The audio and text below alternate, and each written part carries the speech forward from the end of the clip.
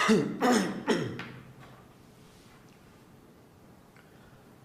साहिब बंदी छोड़ सतगुरु रामपाल जी भगवान की जय हो। परमपिता परमात्मा सारी सृष्टि के रचनहार, कुल मालिक, असंख्य ब्रह्मांडों के स्वामी, तीनों लोकों में प्रवेश करके सबका भरण पोषण करने वाले जगत गुरु संत शिरोमणि सतगुरु रामपाल जी परमेश्वर जी के चरण कमल में साध संगति से जुड़े हुए हम सभी सत्सेवक भाई बहनों का कोटि कोटि सादर दंडवत प्रणाम। और वीडियो देख रहे आप सभी भगत भाई बहनों को दास की तरफ से प्यार भरा सत साहिब। भाई और बहनों, दया परमपिता परमात्मा की, जिनके आशीर्वाद से संगत लगातार जाग रही है, संगत ने अपनी आंखें खोल ली हैं। हजारों की संख्या में भगत भाई बहनों ने सतलोक आश्रम मैनेजमेंट हरियाणा से, जो कि बरवाला कांड का मुख्य दोषी है, पूज्य गुरुदेव सतगुरु रामपाल जी भगवान को हिसार जेल में भेजने का मुख्य कारण है, जिन्होंने सन 2014 बरवाला कांड के समय अपनी मनमानी हरकतें करते हुए अपने आप को गुरुजी से सर्वश्रेष्ठ साबित करने की होड़ में एक बरवाला कांड करवा डाला। भगत समाज को गुरुदेव के आदेशों की आड़ में काले कपड़े पहना के उन्हें गुंडा मवाली बना दिया गया। पुलिस वालों के सामने मरने मारने को लेके खड़ा कर दिया गया और गुरु आदेशों की सरेआम धज्जियां उड़ाई गई।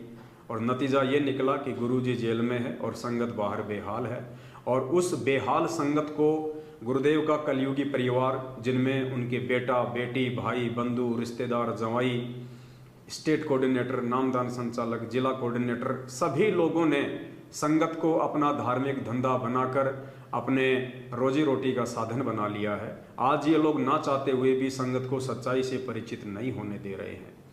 लेकिन अब काफ़ी वर्षों की मेहनत के उपरांत हजारों की संख्या में भगत भाई बहनों ने खड़ा होकर ये बीड़ा उठाया है कि अंतिम श्वास तक हम अपने शिष्य धर्म का पालन करेंगे और जिस अज्ञान और पाखंड को उस परमपिता परमात्मा सतगुरु रामपाल जी भगवान ने जड़ से मिटाने के लिए और देश दुनिया वाले भाई बहनों को जगाने के लिए बीड़ा उठाया है, उन्होंने घोर कष्ट और यातनाएं सही हैं। आज भी वे जेल में हैं। हम भी उन्हीं के पद चिन्हों पर चलते हुए देश और दुनिया को ना सही, लेकिन अपने गुरुदेव के पद चिन्हों पर चलते हुए हमारे संगत वाले भाई बहनों को हम जरूर जागरूक करेंगे। हम उनको सच्चाई से परिचित करवाएंगे। हम उनके सामने यथार्थ सबूत और पूज्य गुरुदेव जी के सत्संग आधार से सारी बातें सामने रखेंगे। और निश्चय ही जिन आत्माओं के हृदय में परमपिता परमेश्वर का तत्व ज्ञान समाया हुआ होगा, जो परमेश्वर के भक्ति अधिकारी हंस होंगे, जो परमेश्वर के हीरे मोती लाल होंगे, वो जरूर इन सबूतों को देख के समझेंगे, नीर खीर का निवेरा करेंगे, सुपात्र और कुपात्र की पहचान करेंगे, कौन गुरुदेव का असल में परिवार का सदस्य है और कौन गुरुदेव का असल में सच्चा भगत है। सारी बातों का वे लाल और लालड़ी की तरह निष्कर्ष निकालेंगे। तो बहुत बड़ी मेहर हो रही है परमपिता परमात्मा की। लाखों की संख्या में भगत भाई बहन जाग चुके हैं। सैकड़ों की संख्या में रोजाना भगत भाई बहन साथ संगतियों से जुड़ रहे हैं, अपने आत्म कल्याण की ओर आगे बढ़ रहे हैं। इसी दिशा में अब दिनांक 14 जून 2022 को जो कबीर प्रकट दिवस है, जिसे हम सत्सेवक भाई बहन नहीं मनाते हैं, क्योंकि हम सत्सेवक भाई बहनों को वास्तविकता का मालूम हो चुका है कि वास्तविक जो कबीर है वर्तमान में कलयुग की पिछली पीढ़ी में, वो कोई दाढ़ी मूंछ वाली फोटो नहीं है। वास्तविक कबीर, सच्चा कबीर, यथार्थ कबीर, जिंदा कबीर सतगुरु रामपाल जी भगवान स्वयं हैं। और यदि हमने किसी का प्रकट दिवस मनाना है तो 8 सितंबर के दिन अपने पूज्य गुरुदेव का ही प्रकट दिवस मनाना है, उनका ही सतगुरु दिवस मनाना है। एक कागज की फोटो का, जो कि गुरुदेव ने अपने सत्संगों में काल्पनिक घोषित कर दी है, फर्जी घोषित कर दी है, हाथ से बनाया हुआ चित्र घोषित कर दिया है। हम सत्सेवक उस फोटो का प्रकट दिवस मना के अपने गुरुदेव को दुखी नहीं करना चाहते हैं और ना हम दुखी करेंगे। और सन 2019 से हम इस कबीर प्रकट दिवस को त्याग कर वर्तमान कलयुग की पिछली पीढ़ी के असली कबीर सतगुरु रामपाल जी भगवान का 8 सितंबर के दिन प्रकट दिवस मनाते हैं। लेकिन परमेश्वर कहते हैं कि संत ना छोड़े संतता, चाहे कोटिक मिले असंत। जो संत होगा वो अपनी साधुता का, अपने संत पने का परित्याग नहीं करता है। और जो दुष्ट प्रवृत्ति के लोग होते हैं उन पे किसी भी प्रकार से ना ही तो गुरु ज्ञान का असर होता है, ना ही साध संगति का कोई असर होता है। तो मेरे पीछे आप जो ये पीला पर्चा देख रहे हैं, ये 5 जून 2022 को अपनी उसी दुष्टता के तहत भगत समाज को वापस एक बार पुनः काल भगवान के भांग के नशे में सुलाने की दिशा की ओर प्रयासरत करते हुए सतलोक आश्रम मैनेजमेंट हरियाणा ने अर्थात पूज्य गुरुदेव सतगुरु रामपाल जी भगवान के कलयुगी परिवार वालों ने, स्टेट कोऑर्डिनेटरों ने निकाला है, ताकि संगत को एक बार पुनः जो है गुमराह किया जा सके। और पिछले 2 साल से इस कोरोना काल के चलते जो प्रकट दिवस एक दाढ़ी मूछ वाली फोटो का ये लोग नहीं मना पाए, जिसके चलते इन लोगों को अपने धार्मिक धंधे में करोड़ों का नुकसान हुआ है। अब ये लोग चाहते हैं कि हम उस धार्मिक धंधे में अब की बार 14 जून 2022 को एक कागज की काल्पनिक फोटो का प्रकट दिवस मना के संगत से करोड़ों अरबों में धन ऐंठा जाए। लेकिन पुण्यात्माओं, अब बात इनके हाथ से निकल चुकी है। ज़्यादातर संगत अब इनके झांसे से बाहर निकल चुकी है। सभी पुण्यात्माएं सत्सेवक भाई बहनों के ज्ञान आधारित वीडियो देख देख के समझ चुके हैं कि हमने एक कागज के कबीर को पूजने से हमारा भला होगा, या वर्तमान में जो जिंदा कबीर हमारे सतगुरुदेव जी के रूप में है उनको पूजने से, उनकी पूजा करने से हमारा भला होगा। जो कागज की फोटो ना हमें सत्संग सुना सकती है, जो कागज की फोटो ना हमें आशीर्वाद दे सकती है, जो कागज की फोटो ना हमें नाम दीक्षा दे सकती है, ऐसी कागज की फोटो को भगवान मान के पूजना तो वर्तमान के भगवान सतगुरु रामपाल जी भगवान की निंदा करना है, उनकी चुगली करना है। तो जो ज्ञानी आत्मा होगी, जो परमेश्वर के इस पंथ में मोक्ष की अधिकारी आत्मा होगी, वो ऐसी गलती नहीं करेगी। लेकिन इन लोगों ने एक प्रयास किया है इस पीले पर्चे के माध्यम से कि संगत को एक बार पुनः डराया जाए, धमकाया जाए, या संगत को एक बार भावों में भावित करके ऐसी ऐसी मीठी मीठी वाणियां लिख के संगत को एक बार पुनः इन फर्जी आश्रमों की तरफ दौड़ाया जाए। क्योंकि 14, 15, 16 जो इस कबीर प्रकट दिवस के उपलक्ष्य में ये लोग गरीबदास जी महाराज जी की वाणी का पाठ रख रहे हैं, ताकि ज़्यादा से ज़्यादा लोग जो है पाठ प्रकाश करवाएं, ज्योति का पैसा जमा कराएं और एक बार पुनः सतलोक आश्रम मैनेजमेंट हरियाणा को अपनी अय्यासी के लिए, अपनी रंगरेलियों के लिए संगत से करोड़ों में धन इकट्ठा करने का मौका मिल जाए। लेकिन अब ये संभव नहीं लग रहा है। दास आपको इस पीले पर्चे के ऊपर एक नज़र डलवाना चाहेगा, आप जी थोड़ा ध्यान से सुनिए और हम निष्कर्ष निकालेंगे परमपिता परमात्मा के ज्ञान आधार से कि वास्तव में क्या सत्य है, क्या असत्य है। ये पीला पर्चा सतलोक आश्रम मैनेजमेंट हरियाणा की तरफ से है या पूज्य गुरुदेव जी ने हिसार जेल से लिख के भेजा है, और ये पीला पर्चा हमारे लिए कितना महत्व रखता है और कितना महत्व नहीं रखता है। क्योंकि अब जितने भी भगत भाई बहन हैं, ज़्यादातर जो सतलोक आश्रम मैनेजमेंट हरियाणा के साथ भी जुड़े हुए हैं, उन्होंने उनको दान धर्म तो देना बिल्कुल ही बंद कर दिया है। क्योंकि उन्हें मालूम हो चुका है कि हमारे दान का सरेआम हमारी आंखों के सामने दुरुपयोग किया जाता है, राजनीति में लगाया जाता है, आरक्षणों में दिया जाता है, गैंगस्टरों की CBI जांच में दिया जाता है, अपनी रंगरेलियों के लिए गाड़ियां खरीदी जाती हैं, लोगों ने अपनी प्रॉपर्टियां बना ली है, और झूठे फर्जी आश्रमों में, इन पत्थरों में संगत के दान का पैसा बर्बाद किया जा रहा है। जबकि पूज्य गुरुदेव जी ने वर्षों पहले अपने सत्संगों में कह दिया था कि पुण्यात्माओं, आने वाले समय में ये नकली संतों के जितने भी आश्रम हैं, ये सब के सब हमारे ही काम आएंगे। तो संगत ने निष्कर्ष निकाल लिया कि गुरु जी का वचन सत्य है, गुरु जी ने जो बोल दिया वो देर सवेर होना ही होना है। तो जब नकली संतों के इतने बड़े बड़े आश्रम जो हजारों बीघा जमीन में फैले हुए हैं, एक से एक अच्छे से अच्छे आश्रम बने हुए हैं, जब पूज्य गुरुदेव जी ने कह दिया कि आने वाले समय में ये आश्रम हमारे ही काम आएंगे, तो हम अपने दान का पैसा सतलोक आश्रम मैनेजमेंट हरियाणा जैसे कुपात्र संस्था को देके इन फर्जी आश्रमों में लगवा के, इन पत्थरों में लगवा के हम क्यों बर्बाद करें। तो जिनको अपने गुरु वचन के ऊपर विश्वास है, जिनको गुरु जी के सत्संग रूपी शब्दों पे विश्वास है, उन आत्माओं ने सतलोक आश्रम मैनेजमेंट हरियाणा को दान धर्म देना बंद कर दिया है। ये बात और है कि किन्हीं कारणों से ये लोग अभी भी सतलोक आश्रम मैनेजमेंट हरियाणा के साथ में मात्र शारीरिक रूप से जुड़े हुए हैं। धीरे धीरे परमात्मा उनको सद्बुद्धि देंगे, उनको हिम्मत देंगे। जहां वो आर्थिक रूप से इनसे दूर हुए हैं, ज्ञान आधार से सत्सेवकों के वीडियो देख के, परमेश्वर के सत्संगों पे विचार करके धीरे धीरे ये लोग शारीरिक रूप से भी सतलोक आश्रम मैनेजमेंट हरियाणा से पीछे हटेंगे, इतना हमें दृढ़ विश्वास है। तो आइए हम एक बार नजर डालते हैं दिनांक 5 जून 2022 को संगत में भेजे गए इस पीले पर्चे के ऊपर, और हम निष्कर्ष निकालेंगे कि ये पीला पर्चा संगत के लिए कितना लाभदायक है और कितना नुकसानदेह है। क्योंकि अब परमात्मा ने हमारे को ये तत्व ज्ञान दे के नीर खीर का निवेरा करना सिखा दिया है। क्योंकि पूज्य गुरुदेव जी कहते हैं कि कहे कबीर सोए जन मेरा, जो नीर खीर का करे निवेरा। यानी मेरा असली भगत वो होगा जो सही और गलत जो सामने रखे होंगे, उनकी आंखों के सामने होंगे, उसमें से वो गलत को छोड़ देगा और जो सही है, जो सत्य है, जो यथार्थ है, जो भक्ति मार्ग में हमारे किसी काम का है, उसको मेरा हंस ग्रहण कर लेगा। तो आज हम परमेश्वर के सत्संगों का सहारा लेते हुए ज्ञान आधार से इस मनमुखी पीले पर्चे के ऊपर हम टिप्पणी करेंगे, हम इसका विश्लेषण करेंगे और समझने का प्रयास करेंगे कि कैसे संगत को इन पीले पर्चों की आड़ में गुरुदेव का आदेश बता के मूर्ख बना के ठगा जा रहा है। तो सबसे पहले आप जी देखिए इस पीले पर्चे में सत साहिब, जयबंदी छोड़ की, और सबसे ऊपर पुण्यात्माओं हमें ध्यान देना है यहां पे क्या लिखा हुआ है, सतगुरुदेव की जय। क्या लिखा हुआ है? सतगुरुदेव की जय। पुण्यात्माओं, सतगुरु रामपाल जी भगवान पूर्ण परमात्मा है, इस बात में कोई मीन मेख नहीं है, कोई दो राय नहीं है। 8 सितंबर 1951 को वो परमात्मा गांव धनाना, जिला सोनीपत, हरियाणा की पावन भूमि पे प्रकट हुए। उसके बाद परमेश्वर ने सन 1988 तक एक आम व्यक्ति की लीला की, एक आम व्यक्ति की भूमिका की। 17 फरवरी 1988 को यही कबीर परमात्मा सतगुरु रामपाल जी भगवान अपनी वाणी के अनुसार कि 12वें पंथ में हम ही चल आवें और सब पंथों को मिटा के एक पंथ चलावें। तो आदरणीय गरीबदास जी महाराज जी के रूप में आके परमात्मा ने जो 12वां पंथ चलाया था, फिर आगे चल के उसी पंथ में 17 फरवरी 1988 को कि हम ही चल आवें और सब पंथों को मिटा के एक पंथ चलावें।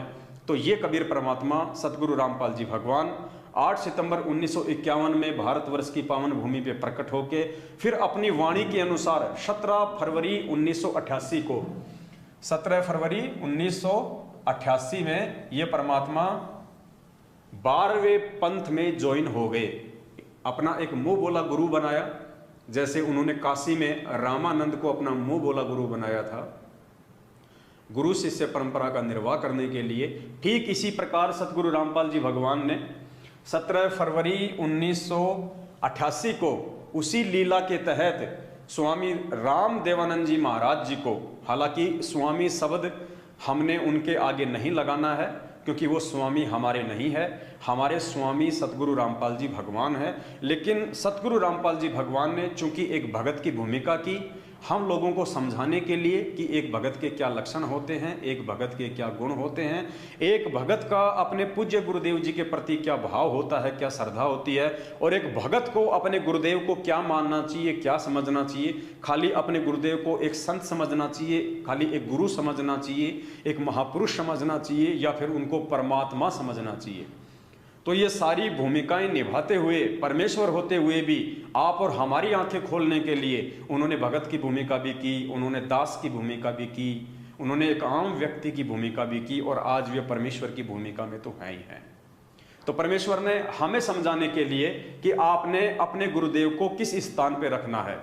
यानी आज लाखों की संख्या में संगत वाले भाई बहन सतलोक आश्रम मैनेजमेंट हरियाणा को, जो मात्र सतगुरुदेव जी के आश्रम में नज़दीक था, जिसमें से कुछ व्यक्ति गुरुदेव के परिवार से संबंधित हैं, केवल इन्हीं बातों को देखकर कि ये व्यक्ति तो सदा गुरुदेव के पास में रहा करता था, ये तो गुरुदेव के रिश्तेदार हैं, गुरुदेव के परिवार वाले हैं, खाली इन्हीं बातों को आधार बनाकर, ना कि ज्ञान को आधार बनाकर, जिन लाखों की संख्या में आत्माओं ने इनकी कुसंगति की है, और उसी कुसंगति के तहत 14 जून 2022 को जो ये एक कागज की फोटो का प्रकट दिवस मनाने जा रहे हैं, उन आत्माओं के लिए आज का वीडियो विशेष है। इस पीले पर्चे में परमात्मा उन आत्माओं की आंखें खोलना चाहते हैं।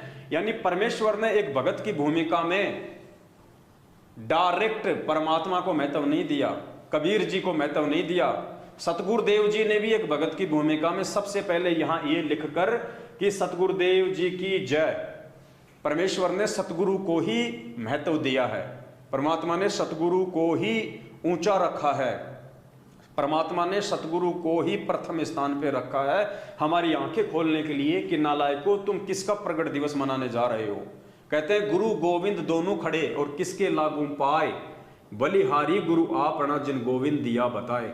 गुरु और भगवान दोनों खड़े हैं, तो एक शिष्य के लिए यह आदेश दिया जा रहा है कि आप सबसे पहले किसके चरण स्पर्श करोगे, सबसे पहले आप किसको दंडवत करोगे। तो कहते हैं बलिहारी गुरु आपना, कि मैं बलिहारी जाऊं मेरे गुरु जी के ऊपर जिन्होंने मुझे परमात्मा की जानकारी दी। तो सबसे पहले परमात्मा के बजाय सतगुरु को महत्व दिया जा रहा है।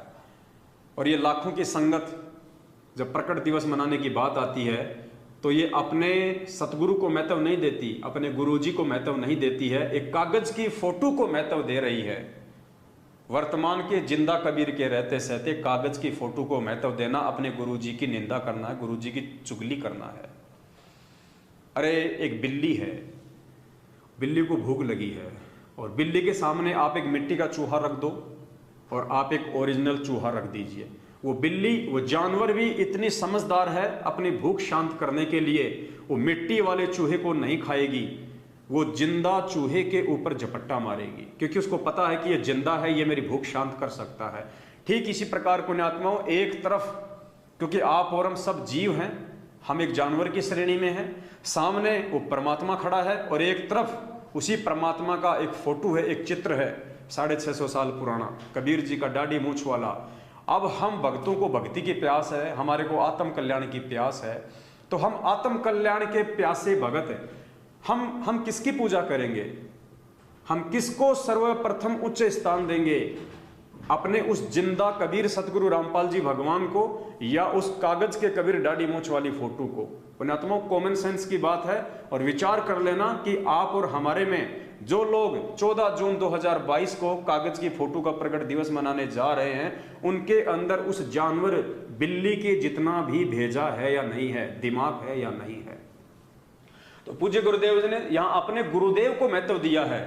हमने यही निष्कर्ष निकालना है कि इस पीले पर्चे में, यदि ये पीला पर्चा गुरुदेव ने हिसार जेल से लिख के भेजा है, तो हमने यही निष्कर्ष निकालना है कि परमेश्वर संकेत क्या कर रहे हैं। क्योंकि पुण्यात्माओं, दास पहले से ही ये बातें आपको बोलता आया है कि ये जो मार्ग है परमात्मा का, सतगुरु रामपाल जी भगवान ने जो सन 1994 में से यथार्थ 13वां कबीर पंथ चलाया है, ये ज्ञान मार्ग है और ज्ञान मार्ग हमेशा ज्ञान आधार से ही चलेगा। ये पीला पर्चा चाहे हिसार जेल से लिख के आया है, चाहे मैनेजमेंट ने स्वयं लिखा है, वो फर्जी ऑडियो चाहे हिसार जेल से आती हैं, चाहे गुरुदेव स्वयं भेजते हैं, वो लेटर चाहे हिसार जेल से आते हों, चाहे मैनेजमेंट लिख के भेजता हो, हमें कोई ऑब्जेक्शन नहीं है, हमें कोई आपत्ति नहीं है। लेकिन परमेश्वर के ज्ञान आधार से 27 साल से जो अनमोल ज्ञान दिया है परमात्मा ने, उस आधार से हमने इन पीले पर्चों में, इन ऑडियो में, इन फर्जी लेटरों में जहां जहां पूज्य गुरुदेव जी के ज्ञान आधार से बातें लिखी होंगी, जो जो शब्द, जो जो वाणियां, जो जो आदेश पूज्य गुरुदेव जी के सत्संगों से मेल खाएंगे, उनके तत्व ज्ञान से मेल खाएंगे, वो हमें स्वीकार्य होंगे। और जो जो बातें गुरुदेव के ज्ञान से मेल नहीं खाएंगी, भले ही वो ऑडियो चाहे गुरुदेव ने निकाली हो, भले ही वो पीला पर्चा चाहे गुरुदेव ने निकाला हो, हम सत्सेवक भाई बहनों को ज्ञान आधार से परमेश्वर की शिक्षाओं के तहत बिल्कुल भी स्वीकार्य नहीं होंगे। यही तत्व ज्ञान है और यही परमात्मा हमारी आंखें खोलना चाहते हैं कि नालायकों, 27 साल से मैंने ज्ञान दे दिया, अभी भी तुम किस भूल में भूले बैठे हो। तो 14 जून को कागज की फोटो का प्रकट दिवस मनाने की महाभूल करने जा रहे भाई बहनों को आज का ये वीडियो समर्पित है। सबसे पहले गुरुदेव ने यहां पे अपने सतगुरुदेव को महत्व दिया है, सतगुरुदेव की जय। उसके बाद में देखिए पुण्यात्मा, यहां लिखा हुआ है स्वामी राम देवानंद जी महाराज की जय। यहां भी परमात्मा ने कबीर जी को महत्व नहीं दिया, डायरेक्ट परमात्मा को महत्व नहीं दिया, उन्होंने अपने पूज्य गुरुदेव जी को ही महत्व दिया है। क्या लिखा है? स्वामी राम देवानंद गुरु महाराज की जय। यानी यहां भी उन्होंने अपने गुरु को महत्व दिया और नीचे भी उन्होंने अपने गुरु को ही महत्व दिया है। ध्यान से सुनिए, आज का वीडियो बहुत ज्यादा इंपॉर्टेंट है। अब परमात्मा ने दोनों को महत्व क्यों दिया? हर जगह परमात्मा अपने गुरुदेव को ही महत्व क्यों दे रहे हैं? क्योंकि परमात्मा ने सत्संगों में हजारों बार बताया कि इस कबीर परमेश्वर के यथार्थ भक्ति मार्ग में वो परमात्मा स्वयं ही गुरु की भूमिका करता है, वो परमात्मा स्वयं ही सतगुरु की भूमिका करता है। उस परमेश्वर के अलावा कोई भी व्यक्ति इन सत मंत्रों को दान करने का अधिकारी नहीं होता है। परमात्मा स्वयं ही आके इन मंत्रों को दान करता है। और वर्तमान में तो पिछली पीढ़ी है, ये तो मोक्ष मार्ग है। इस समय तो परमात्मा ने स्वयं ही आना है और स्वयं ही परमेश्वर आए हुए हैं। तो परमात्मा ने सत्संगों के माध्यम से भी हमारी आंखें खोली हुई है। और परमात्मा ने क्या बताया सत्संगों के माध्यम से कि गुरु और इष्ट में कोई अंतर नहीं होता है। और जो व्यक्ति गुरु और इष्ट में अंतर समझता है उस व्यक्ति को बिल्कुल भी ज्ञान नहीं होता है। तो पुण्यात्माओं, आप जी सुनिए ध्यानपूर्वक परमपिता परमेश्वर जी का ये सत्संग कि परमेश्वर ने हमें क्या निर्देशित किया हुआ है। परमेश्वर कहते हैं, मालिक ने हमें इस सत्संग में बताया है कि गुरु और इष्ट में कोई अंतर नहीं होता है। तो सुनिए आप परमपिता परमेश्वर का ये अनमोल सत्संग।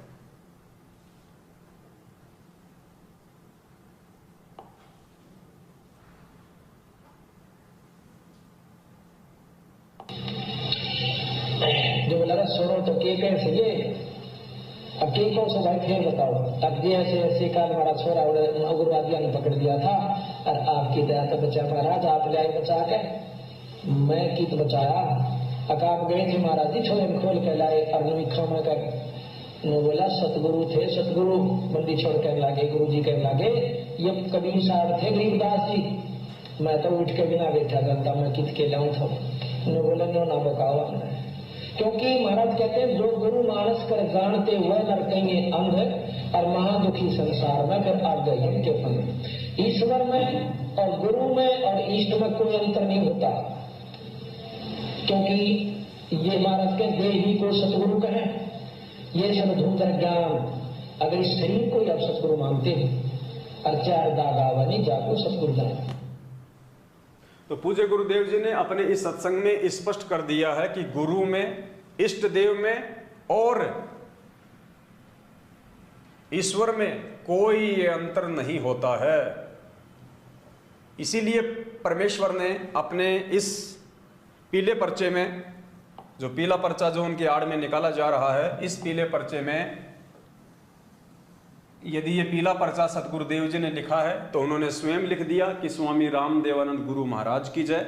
और यदि ये पीला पर्चा सतलोक आश्रम मैनेजमेंट हरियाणा के माध्यम से लिखा गया है तो परमेश्वर ने उनके अंदर सत प्रेरणा करके ये लिखवा दिया आप और हम सभी भाई बहनों की आंखें खोलने के लिए कि स्वामी रामदेवानंद गुरु महाराज की जय। अर्थात भक्ति मार्ग में परमेश्वर से बड़ा सतगुरु होता है, गुरु होता है।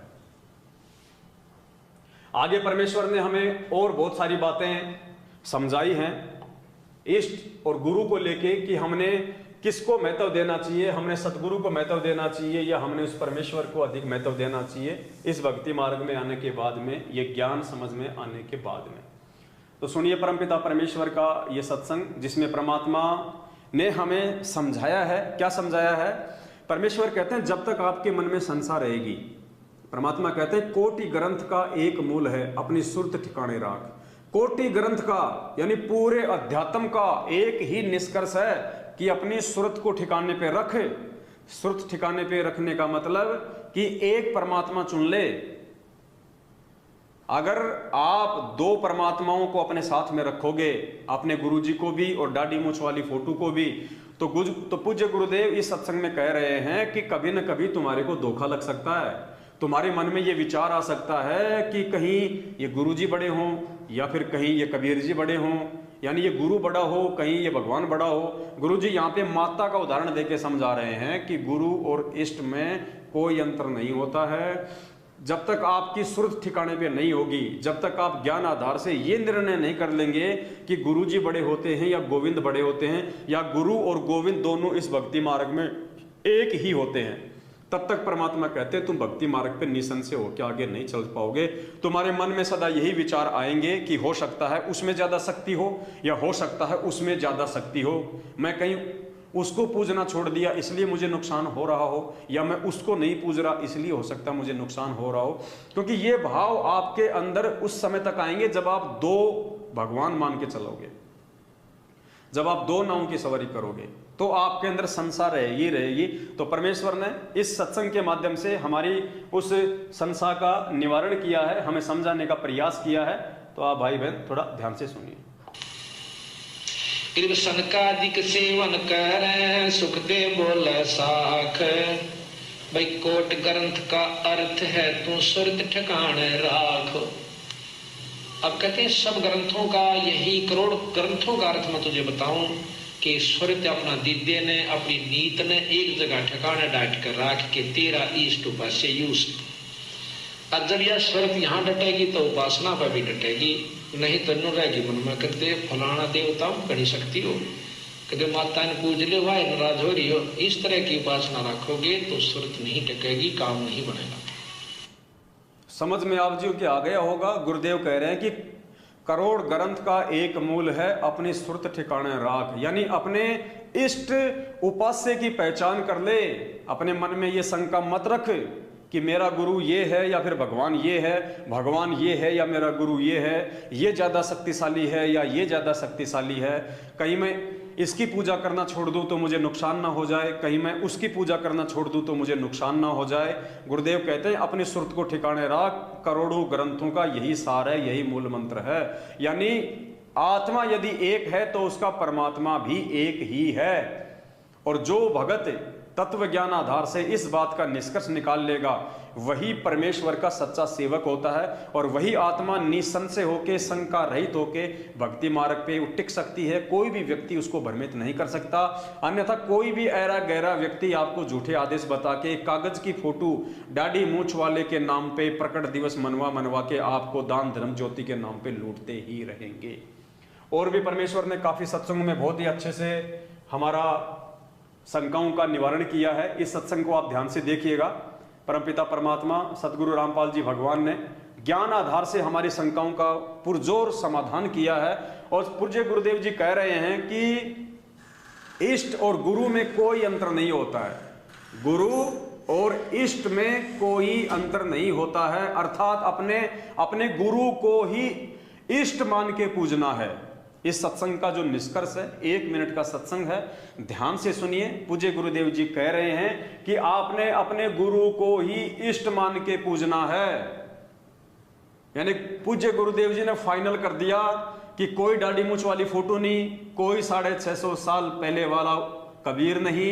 आपने वर्तमान वालों ने, बिजली पीढ़ी वालों ने, आप और हम सभी भगत भाई बहनों ने क्या करना है गुरुदेव के आदेश अनुसार कि अपने ही गुरु को इष्ट मानकर पूजना है। ध्यान से सुनिएगा ये सत्संग परमपिता परमेश्वर जी का। एक पति को छोड़कर आन में आस्था रखने वाली पत्नी को व्यभिचारिणी कहते हैं।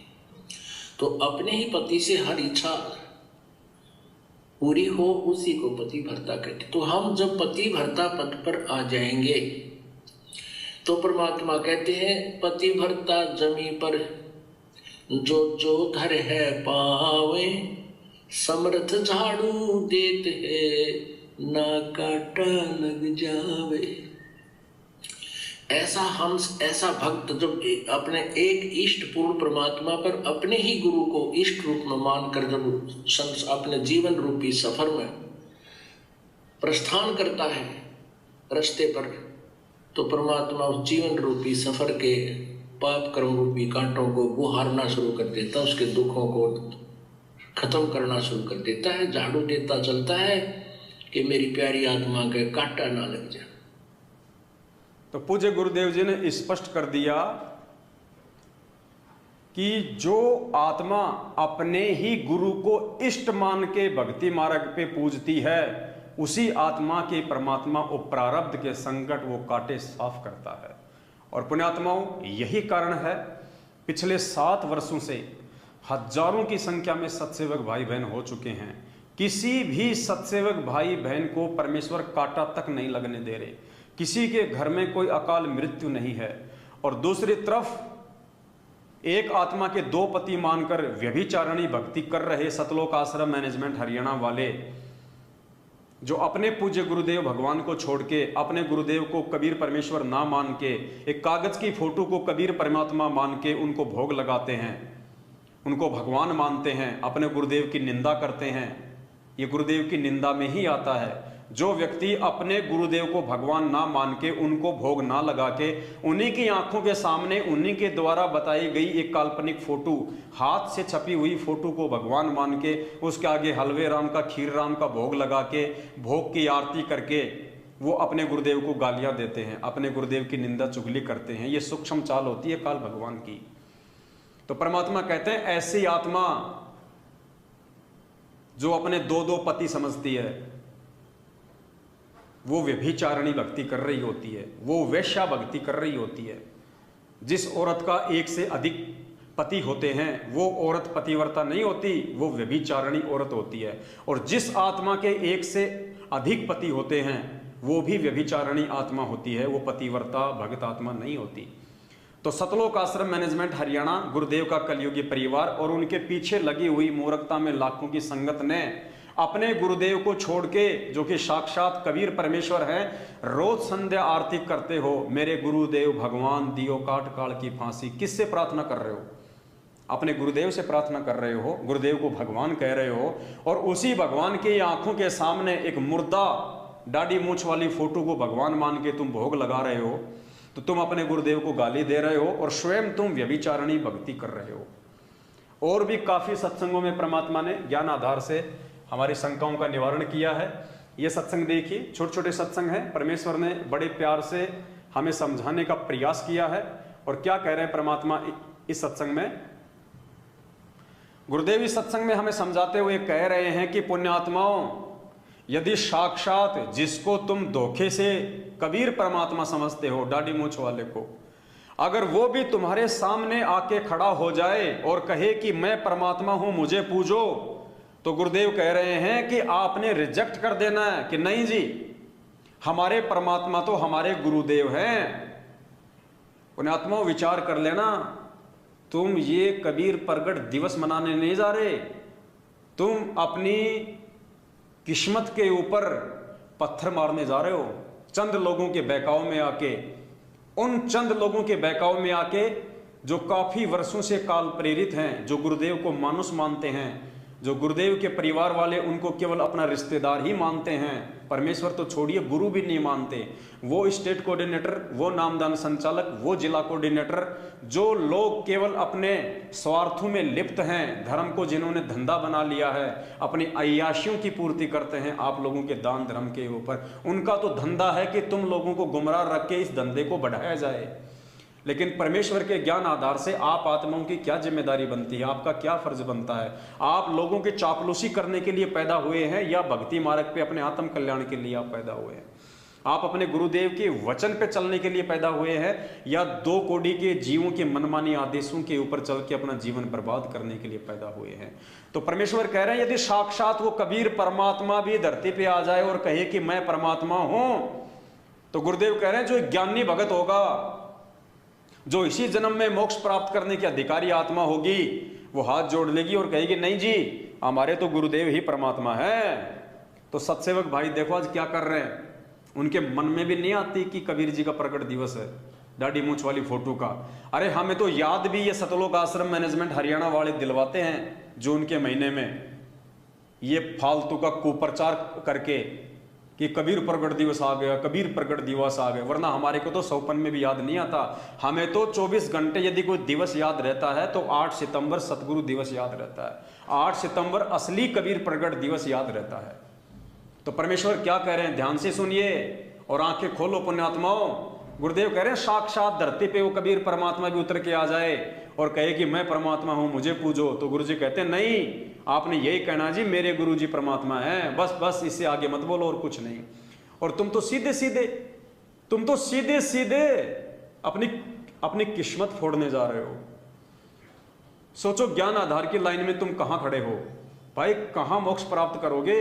अगर ऐसे ही आंख बंद करके चलोगे तो हमने गुरु वचन पे चलना है, गुरु जी के परिवार के वचन पे नहीं चलना भाई। सुनिए परमेश्वर क्या कह रहे हैं, ध्यान से सुनिए, मात्र 30 सेकंड का ऑडियो है।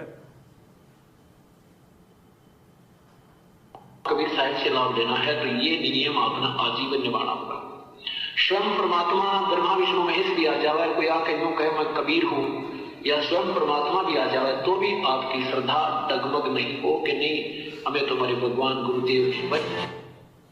गुरु जी कह रहे हैं यदि स्वयं ब्रह्मा विष्णु महेश भी आ जाए और कहें कि मैं कबीर हूं, या स्वयं वो कबीर परमात्मा भी आ जाए और कहे कि मैं कबीर हूं, मुझे पूजो, गुरु जी कह रहे तो भी तुम्हारी श्रद्धा तुम्हारी आस्था अपने गुरुदेव से हटके उसमें नहीं होनी चाहिए। यही कहना है कि नहीं जी मेरे तो गुरुदेव ही भगवान है। एक बार फिर से सुनिए ध्यान से।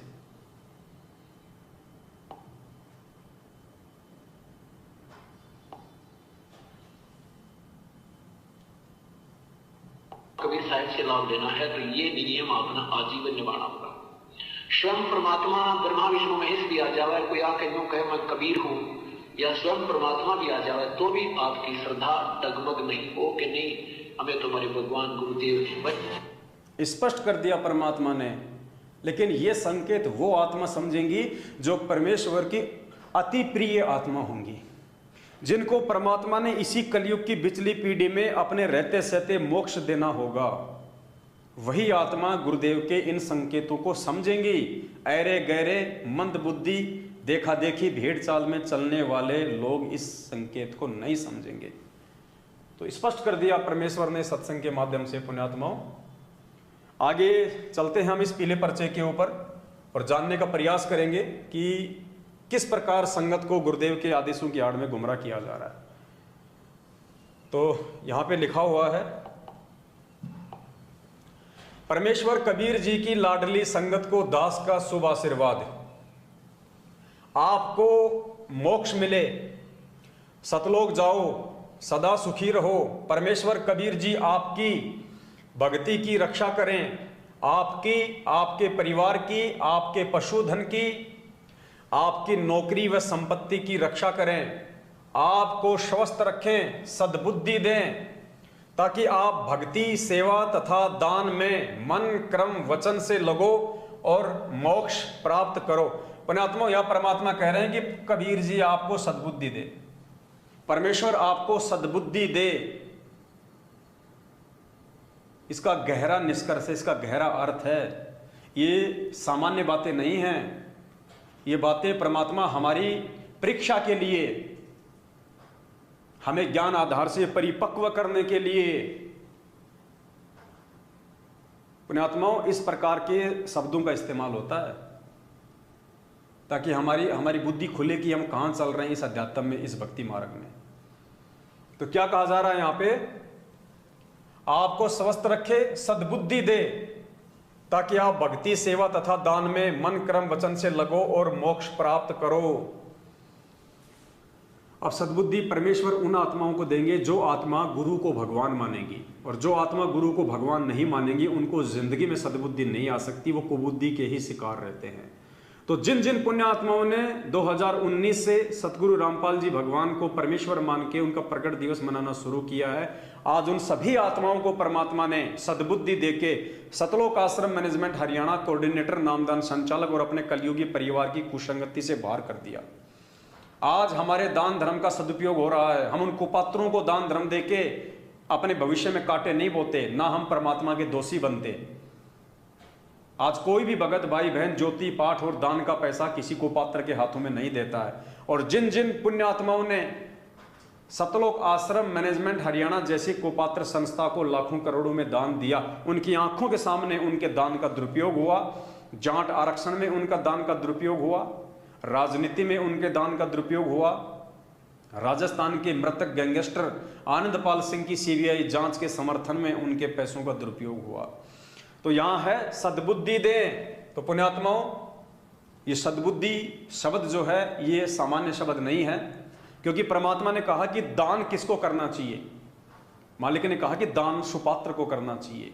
गुरुदेव ने भिखारी को भी नगद पैसा देने से मना किया है, क्योंकि वो आपके दान का दुरुपयोग कर सकता है। भिखारी को भी परमात्मा ने पैसा देने से मना किया है। तो दान जो है वो सुपात्र को किया जाता है।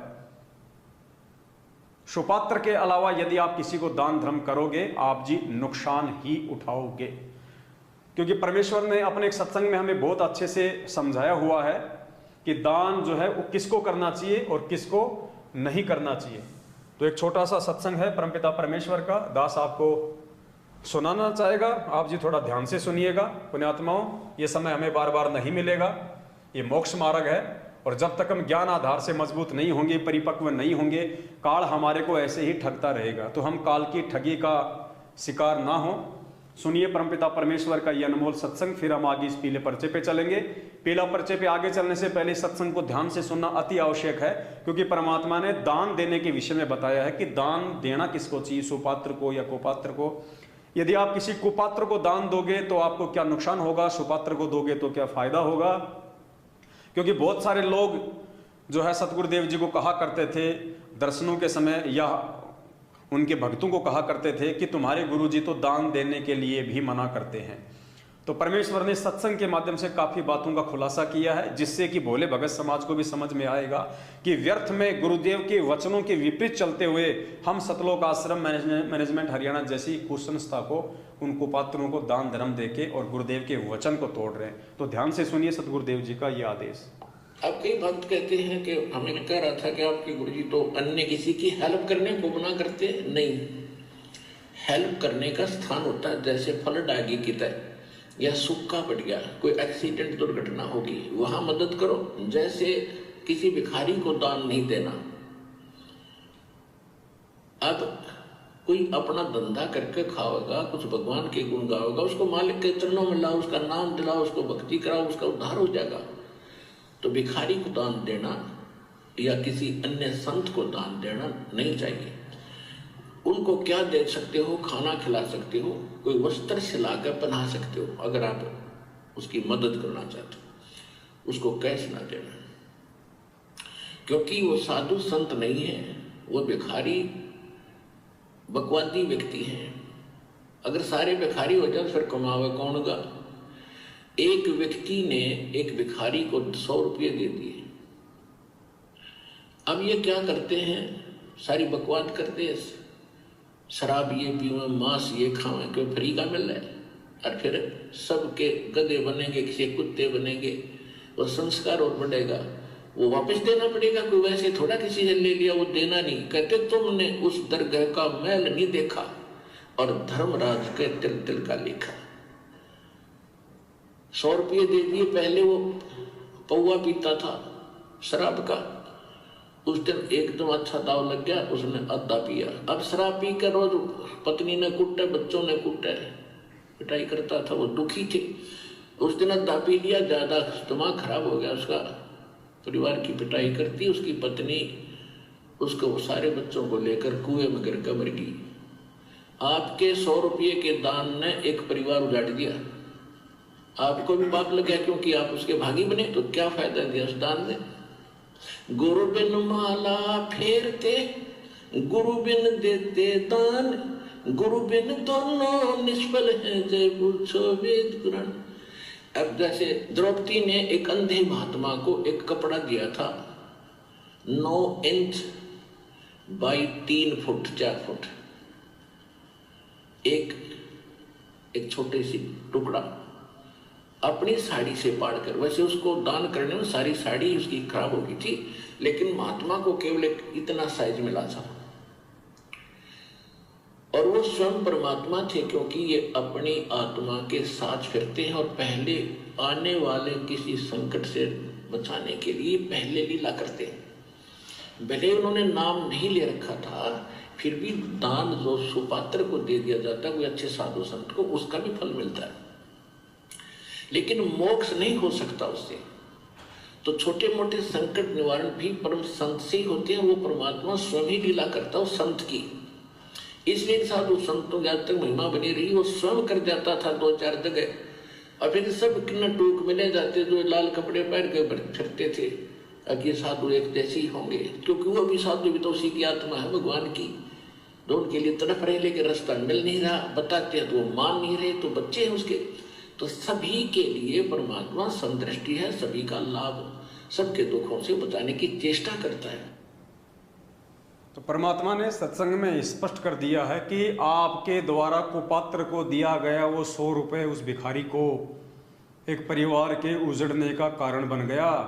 वो परिवार तो उजड़ा सो उजड़ा, उस परिवार के उजड़ने में आपके दान का जो सहयोग है उसके चलते आप भी दोषी बने। तो पुण्यात्माओं, आंख बंद करके आपने जो करोड़ों में दान पिछले वर्षों से सतलोक आश्रम मैनेजमेंट हरियाणा को दिया, उस सतलोक आश्रम मैनेजमेंट हरियाणा ने वो दान हरियाणा के जाट आरक्षण में दिया 16 लाख रुपए।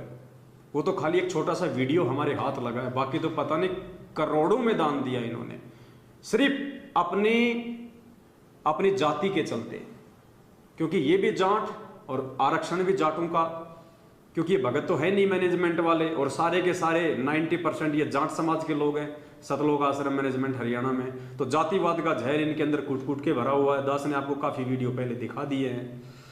तो अपनी बिरादरी वालों के प्रति रहम दर्शाते हुए, गुरुदेव के वचन को तार तार करते हुए, संगत की तरफ ना देखते हुए, उनके दान का करोड़ों रुपया इन्होंने 2018 में हरियाणा के जाट आरक्षण के समय उन जाटों को दिया, उनको पात्रों को दिया, जिसका नतीजा आज ये संगत भुगत रही है। वो जाट उस पैसे का क्या करेंगे? भंडारे तो करने से रही, वो हुक्का पिएंगे, शराब पिएंगे, बीड़ी पिएंगे, सुल्फा पिएंगे, गांजा पिएंगे, राजनीति में लगाएंगे, उल्टे सीधे काम करेंगे। अब उसी रेशियो में पूरे भगत समाज को, जिन्होंने इन कुपात्रों को दान दिया था, देखा देखी में आंख बंद करके, उन सबको परिणाम भोगने पड़ेंगे। और ज्यादातर संगत परिणाम भोग भी रही है। आए दिन संगत में सतनामी और सारनामी लोग एक्सीडेंट में बेमौत मर रहे हैं, अकाल मौत मर रहे हैं। ये उन्हीं सब परिणामों का नतीजा है जो आपने आंख बंद करके इनको पात्रों को दान दिया, अपने गुरुदेव की मर्यादा तोड़ी, गुरुदेव का वचन तोड़ा। तो भुगतना भी आपने ही पड़ेगा, सत्सेवक नहीं भुगतेंगे। क्योंकि सत्सेवक जो भी दान करते हैं सोच समझ के करते हैं। सत्सेवक किसी भी दाढ़ी मूंछ वाली फोटो को परमात्मा नहीं मानते हैं। सत्संग केवल अपने गुरु जी को ही परमात्मा मानते हैं। आगे चलिए, पीले पेज में क्या लिखा हुआ है। आज हमें जो अनमोल ज्ञान, अध्यात्म का सत्य ज्ञान यानी तत्व ज्ञान, सच्ची साधना, सच्चे भगवान का ज्ञान मिला है, यह उपकार स्वयं सत्य पुरुष कबीर जी ने अपने ऊपर किया है। पुण्यात्माओं, पॉइंट पे ध्यान देना। यानी आज जो हमें यथार्थ ज्ञान मिला है, जो सत्य ज्ञान मिला है, जो मोक्ष का मार्ग मिला है, ये क्या लिखा जा रहा है? यह उपकार स्वयं सत्य पुरुष कबीर जी ने अपने ऊपर किया है। तो पुण्यात्माओं, आज हमारे को ज्ञान दिया किसने? आज हमारे को सत्संग सुनाई किसने? आज हमारे लिए ज्ञान गंगा पुस्तक लिखी किसने? आज हमारे गुरुदेव कौन? ये ज्ञान देने वाला कौन? तो फिर ये कौन है? फिर ये कबीर। ये कबीर फिर कौन हुआ? यह उपकार स्वयं सत्य पुरुष कबीर जी ने अपने ऊपर किया है। गुरुदेव कह रहे हैं कि आज तुम्हें जो ज्ञान दिया गया है, जो यथार्थ सत्य जानकारी भक्ति मार्ग की दी गई है, यह उपकार तुम्हारे ऊपर स्वयं सत्य पुरुष कबीर जी ने किया है। तो पुण्यात्माओं, फिर गुरु जी कौन हुए? ये संकेत समझिए। फिर स्वयं सतगुरु रामपाल जी कौन हुए? क्योंकि आज उन्होंने ही ज्ञान दिया है, उन्होंने ही हमारे को सत्संग दिए हैं, उन्होंने ही हमारे को नाम दीक्षा दी है, उन्होंने ही हमारे लिए पुस्तकें लिखी है। तो आज वो कबीर कौन हुआ? यदि कबीर जी ने ही हमारे ऊपर ये उपकार किया है, तो कबीर जी को दाढ़ी मूंछ वाले ने तो आके किया नहीं। दाढ़ी मूंछ वाली फोटो ने शरीर रूप धारण करके दाढ़ी मूंछ वाले रूप में आपको ज्ञान दिया नहीं, आपको नाम दिया नहीं, आपको सत्संग सुनाए नहीं। सत्संग किसने सुनाए? सतगुरु रामपाल जी भगवान ने। ज्ञान किसने दिया? सतगुरु रामपाल जी भगवान ने। पुस्तकें किसने लिखी? सतगुरु रामपाल जी भगवान ने। नाम किसने दिया? गुरुदेव ने। तो आज का ये कबीर कौन हुआ? भक्तों के ऊपर ये उपकार करने वाला ये सत्य पुरुष, ये कबीर कौन हुआ? कितना बड़ा संकेत छुपा है। और फिर भी प्रकट दिवस मनाने जा रहे हैं, देखा देखी में, भेड़ चाल में, कुपात्रों के तानाशाही फरमानों को गुरुजी का आदेश मान के एक दाढ़ी मूंछ वाली फोटो का। पुण्यात्माओं, बुद्धि कहां गई हमारी? धरती पे स्वयं कबीर परमात्मा प्रकट है। ये तो एक पीले पर्चे की बात है जिसका निष्कर्ष निकाल के आपको समझाया जा रहा है, वरना आप लोगों के तो दिमाग में भी ये बातें नहीं आ सकती। आप तो खाली इसको पढ़ के निकाल देते हो, जबकि इसमें कहाँ क्या ज्ञान आधारित बात छुपी हुई है जो हमें जगाएगी, हमें समझाएगी, हमें काल प्रेरित सतलोक आश्रम मैनेजमेंट हरियाणा से दूर करेगी, हमें गुरुदेव के नजदीक लेके आएगी। तो आज वो कबीर कौन है? यदि उस कबीर ने हमारे ऊपर यह उपकार स्वयं सत्य पुरुष कबीर जी ने अपने ऊपर किया है, तो फिर वो कबीर कौन है?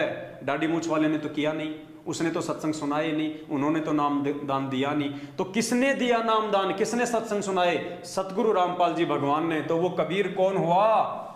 वो कबीर कौन हुआ? सतगुरु रामपाल जी भगवान हुए। जब सतगुरु रामपाल जी भगवान ही कबीर हुए, तो किस दाढ़ी मूछ वाली फोटो को कबीर भगवान मान के तुम अपने वर्तमान कबीर सतगुरु रामपाल जी भगवान की बेइज्जती कर रहे हो? अपने गुरु जी को तुम दुखी करने जा रहे हो।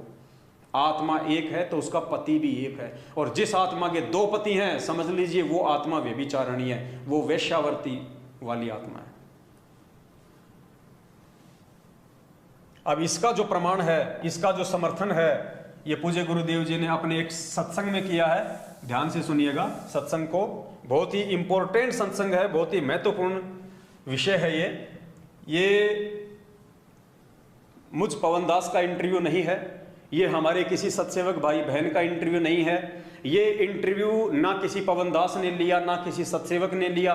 ये इंटरव्यू स्वयं सतलोक आश्रम मैनेजमेंट हरियाणा वालों ने लिया, जिन्होंने साधना टीवी पे चलाया, और देने वाले भी सतलोक आश्रम मैनेजमेंट हरियाणा के ही भगत हैं। लेकिन क्या कह रहे हैं ये?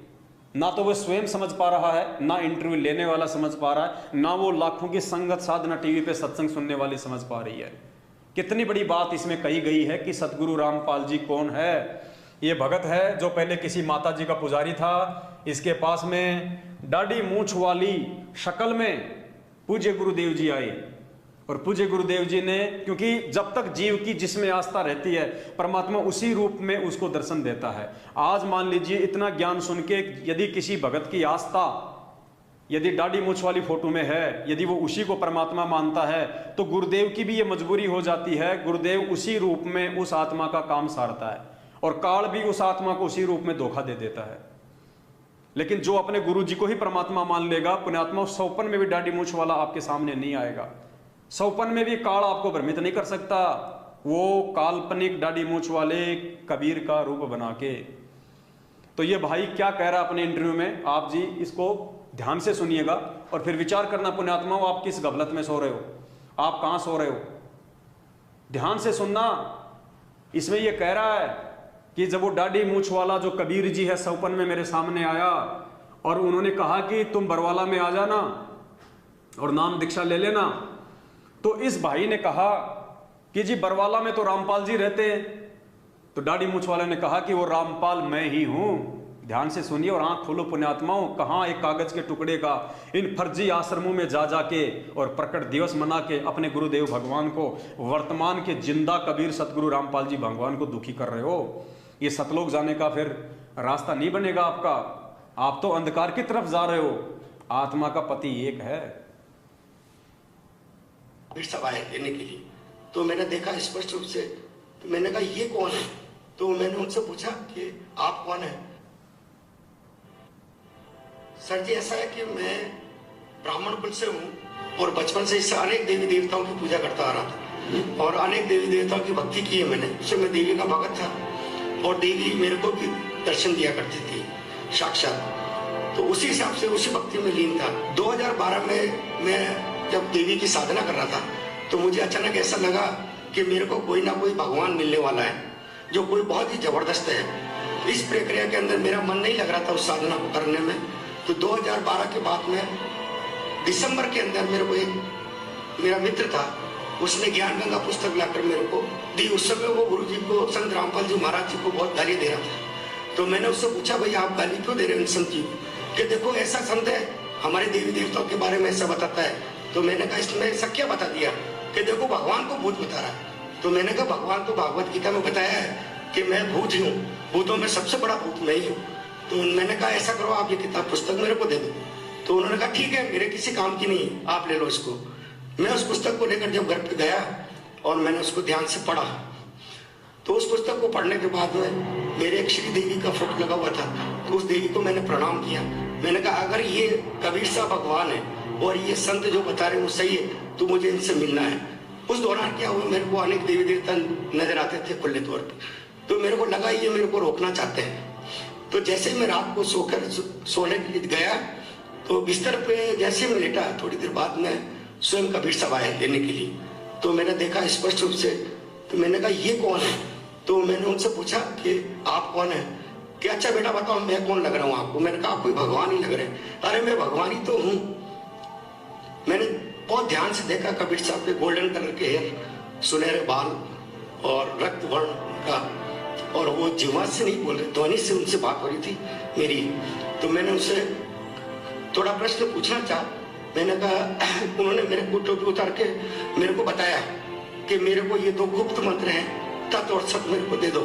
तो मैंने कहा परमात्मा, ये अगर आप परमात्मा है तो ये मेरे पास नहीं है कि मेरे पास है। आप ऐसा करो बरवाला आ जाना। तो मैंने कहा बरवाला में तो रामपाल जी रहते हैं। तो उन्होंने मेरे को बताया कि मैं ही रामपाल हूँ और आप वहां पर आ जाओ। मैंने कहा ठीक है। जाते जाते उन्होंने मेरे से कहा कि देर मत करना, बहुत तेजी से समय निकल रहा बेटा, तुरंत चले आओ। भगत जी ने कहा कि बरवाला में तो रामपाल जी रहते हैं। तो उन्होंने कहा कि मैं ही रामपाल हूं और देर मत करना, जल्दी आ जाना। पुण्यात्माओं, ये इंटरव्यू आप लोग रात दिन साधना टीवी चैनल पे देखते हो। ये मैनेजमेंट वाले इंटरव्यू लेने वाले, आप लोग देने वाले, फिर भी आप लोगों को समझ में नहीं आ रहा कि कौन है कबीर वास्तव में, परमात्मा कौन है धरती पे। फिर भी आप एक दाढ़ी मूछ वाली फोटो का प्रकट दिवस मना के अपने ही गुरुदेव को दुखी कर रहे हो आप। पुण्यात्माओं, ये सतलोक जाने का रास्ता नहीं बन रहा आपका। अभी भी वक्त है, संभल जाओ, सुधर जाओ, ज्ञान आधार से साथ संगतियों से जुड़ जाओ, सत्सेवक भाई बहनों की संगति कर लो, अपने पूज्य गुरुदेव जी को भोग लगा के कबीर परमात्मा मान के उनको, उस रूठे हुए गुरु को प्रसन्न करो। परमात्मा कहते हैं, इन बातां के पाइए कर सतगुरु नजर निहाल, राजी कर सतगुरु रूठेनु। ये 2014 बरवाला कांड के बाद, और ये कागज की फोटोओं का प्रकट दिवस मना के उनको भोग लगा के तुमने उस जिंदा कबीर सतगुरु रामपाल जी भगवान को जो दुखी कर रखा है, अगर सतलोक चाहिए, अगर मोक्ष चाहिए, अगर इस लोक में सुख शांति चाहिए तो उनको सुखी करो, उनको राजी करो, वरना तुम्हारी बैटरी चल रही है, भक्ति नहीं चल रही। और जिस दिन वो बैटरी समाप्त होगी, आए दिन संगत में जो सतनामी और सारनामी लोग बेमौत मर रहे हैं, वो हसर तुम्हारा होगा एक दिन, कोई बचाने नहीं आएगा, क्योंकि तुमने वो कर्म किए नहीं जिन कर्मों के करने से सतगुरु जो है प्रसन्न हो। तो आपकी आंखों के सामने ये इंटरव्यू था, उसके बाद भी आपको समझ में आवे या ना आवे, ये तो पुण्यात्मा आपके अपने संस्कारों के ऊपर है, इसमें हम कुछ नहीं कर सकते। तो चलो हम आगे इसमें आगे बढ़ते हैं। वे कबीर, वे परमेश्वर सन 1398 यानी विक्रम संवत 1455 में जेठ मास की पूनम को सुबह ब्रह्म मुहूर्त में सूर्य उदय होने से 1.5 घंटा पहले काशी बनारस शहर में कमल के फूल पर लहरतारा तालाब में सत्यलोक से चलकर आकर शिशु रूप में विराजमान हुए थे। पुण्यात्माओं, यहां क्या कहा जा रहा है, ध्यान से देखना, सेंटेंस को समझना। क्या कहा जा रहा है यहां पे, यानी सुबह सुबह ब्रह्म मुहूर्त में काशी शहर में लहरतारा तालाब में सत्यलोक से चलकर शिशु रूप में विराजमान हुए थे। पुण्यात्मा, ये थे शब्द है यहां पे, थे है नहीं है। वो 650 साल पहले परमात्मा थे, वो दाढ़ी मूछ वाले जिस रूप में आए थे, जिसका आज आप प्रकट दिवस मना रहे हो। परमात्मा कहते हैं वो विराजमान हुए थे, यानी जिसको आप आज कबीर मान रहे हो, दाढ़ी मूछ वाली फोटो को, उस रूप में वो कबीर परमात्मा 650 साल पहले आए थे। अगर उस समय आप उनको भगवान मान के भोग लगाते, उनका प्रकट दिवस मनाते, तब तो आपकी वाहवाही थी, तब तो आप सतलोक जाने के अधिकारी बनते।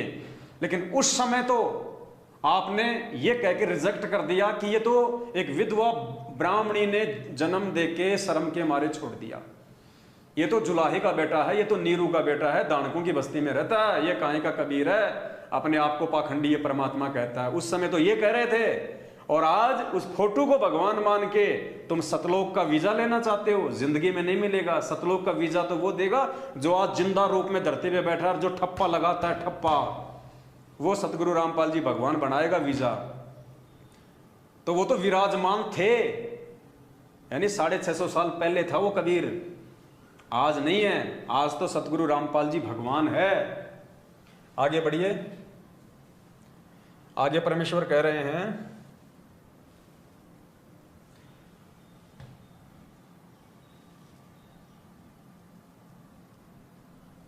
वर्ष की आयु में यह अनमोल अध्यात्म ज्ञान सारनाम यानी मूल ज्ञान बताने लगे थे। वे 120 वर्ष तक सतगुरु की भूमिका व भगत की भूमिका करके सत्य भक्ति को जिंदा किया करते थे। यानी वो थे भाई, आज नहीं है। उस समय उन्होंने भगत की भूमिका भी की जैसे आज गुरुजी कर रहे हैं। उस समय उन्होंने दास की भूमिका भी की जैसे आज गुरुजी कर रहे हैं। उस समय वो सत्य ज्ञान का प्रचार किया करते थे जैसे आज गुरुजी कर रहे हैं, जो आज अपने आत्म कल्याण का कारण बना। हमें कोटि कोटि धन्यवाद उस परमेश्वर का करना चाहिए। हमें सदा उसके लिए समर्पित रहना चाहिए। हमें सदा उसके लिए समर्पित रहना चाहिए। किसके? कबीर परमेश्वर के। लेकिन जब हम पहले कबीर परमेश्वर की पहचान करेंगे तब उसके प्रति समर्पित रहेंगे। तो आज सत्सेवक भाई बहनों ने उस कबीर परमेश्वर की पहचान कर ली है, जिस कबीर परमेश्वर के प्रति भक्तों को सदा समर्पित रहना चाहिए। और वो सत्य साहेब सतगुरु रामपाल जी भगवान है। वो कबीर परमात्मा सतगुरु रामपाल जी भगवान है, जिनके प्रत्येक भगत को समर्पित रहना चाहिए, ना कि कागज की फोटो के प्रति हमारे को समर्पित होना है, वरना हम लोग धोखा खा जाएंगे। आगे इसमें कुछ वाणियां लिखी हुई हैं, फिर चलिए हम आगे चलते हैं दूसरे पेज के ऊपर। ये 3-4 पेज का था पीला पर्चा। नेक्स्ट पेज को आप ध्यान से पढ़िएगा और निष्कर्ष निकालिए पुण्यात्माओं, हमारे को कहाँ पे धोखा दिया जा रहा है इन पीले पर्चों की आड़ में, कहाँ हमारे को गुमराह किया जा रहा है। और इन्हीं गुमराह करने वाले पीले पर्चों से हमने निष्कर्ष निकालना है, हमने सार निकालना है, अपने बचने का तरीका ढूंढना है। प्यारी संगत, उपरोक्त अमरवाणी को गहराई से पढ़ो और विचार करो। असंख्य जन्मों का कष्ट अपना अब सदा के लिए समाप्त होने जा रहा है, इसलिए अपना भी कुछ विशेष कर्तव्य बनता है। क्या कर्तव्य बनता है?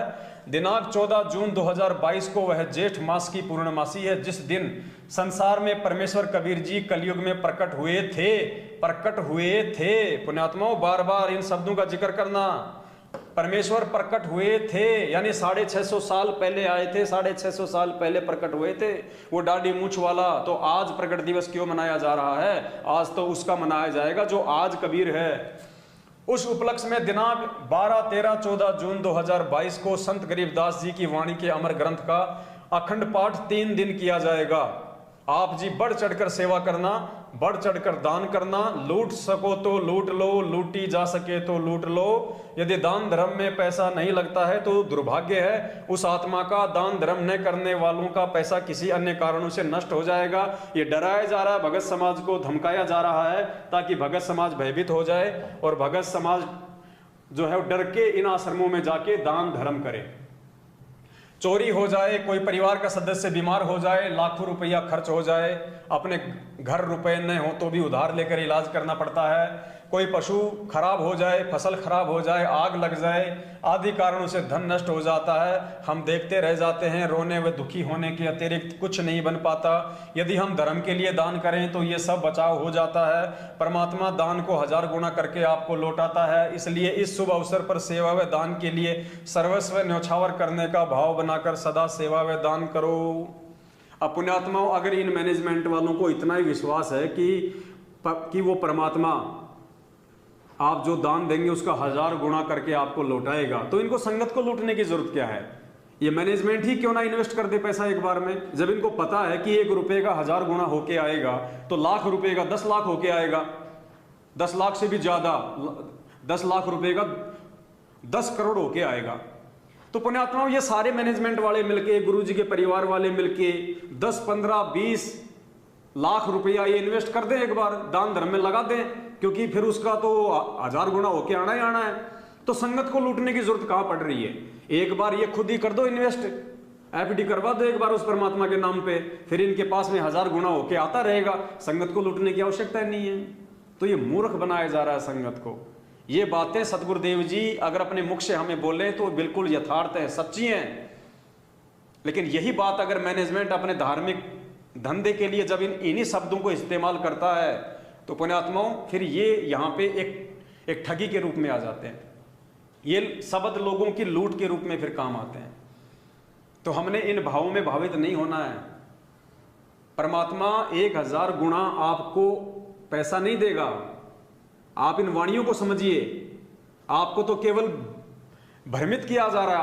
आप सोच रहे होंगे अगर मैं गुरुजी को 1000 रुपया दूंगा तो मुझे 10,000 रुपया देंगे गुरुजी। नहीं, परमात्मा कहते हैं दानी को नहीं देत हूं ना राखूं वर्ष करोड़, ये माया है सूम की बंधी सूम गलडोर।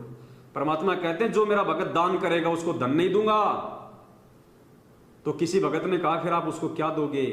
तो परमेश्वर ने कहा कि दानी को तो देत हूं मैं ज्ञान ध्यान विश्वास, भक्ति गरीबी बंदगी जो निपजे निज दास। कि मेरा जो भगत होगा जो दान करेगा, क्योंकि दान कौन करेगा? अपने आत्म कल्याण के लिए करेगा भगत। और आत्म कल्याण के लिए जो दान करेगा वो निष्काम भाव से करेगा, वो लेने की इच्छा से दान नहीं करेगा। तो उस भगत का दान उसके मोक्ष मार्ग में काउंट होगा, उसको मिलेगा नहीं, उसको यहां नहीं देगा परमात्मा। दानी को कभी परमात्मा दान नहीं देगा, उस दानी को जो दान वो निष्काम भाव से अपने आत्म कल्याण के लिए करेगा। परमेश्वर कहते हैं तेरे भक्ति अकाउंट में ऐड हो जाएगा, तेरे सतलोक जाने वाले मार्ग में ऐड हो जाएगा। लेकिन यहां परमेश्वर की उन्हीं वाणियों को आधार बना के, ताकि भगत इस भाव से ज्यादा बढ़ चढ़ के ज्योति पाठ और दान कराएं कि एक ज्योति कराऊंगा 2100 रुपए की, तो भाई कम से कम 5-10 हजार रुपये देगा परमात्मा मुझे। तो ऐसे भक्तों को इन वाणियों को आधार बना के भ्रमित किया जा रहा है। आगे चलिए, पेज नंबर 3।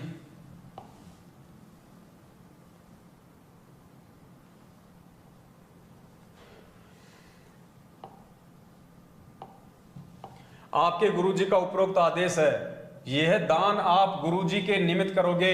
अब देखिए ये पीला पर्चा गुरुजी का है या किसी और का है? थोड़ा मोटा कर देता हूं मैं, इन शब्दों को ध्यान से सुनिए। क्या लिख रहे हैं? आपके गुरुजी का उपरोक्त आदेश है। क्या आदेश है? यह दान आप गुरुजी के निमित्त करोगे। मैनेजमेंट ने अपना पल्ला झाड़ लिया कि भैया तुम ये सोचो कि हम मैनेजमेंट को दान कर रहे हैं, नहीं, ये दान तुम गुरुजी को आधार बना के करो, हमें आधार बना के मत करो। हम कोई दान नहीं ले रहे तुम्हारे से। अपना पल्ला झाड़ लिया इन्होंने, आपको ही दोषी बना रहे उल्टा। और क्या कह रहे हैं? आपको 1000 गुना मिलेगा तथा पूर्वोक्त घटनाओं में आपका धन खराब नहीं होगा। मैनेजमेंट कर रहा है ये दान आप अपने गुरुजी को आधार बना के दो। कहीं तुम सोच रहे हो हम मैनेजमेंट को दे रहे हैं, हम नहीं मांग रहे भाई तुम्हारे से। हमारे को दोषी मत बना देना तुम कल कि हमारे से तुम मैनेजमेंट ने दान ले लिया। आपका सिर आपका ही जूता। आगे क्या कह रहे हैं?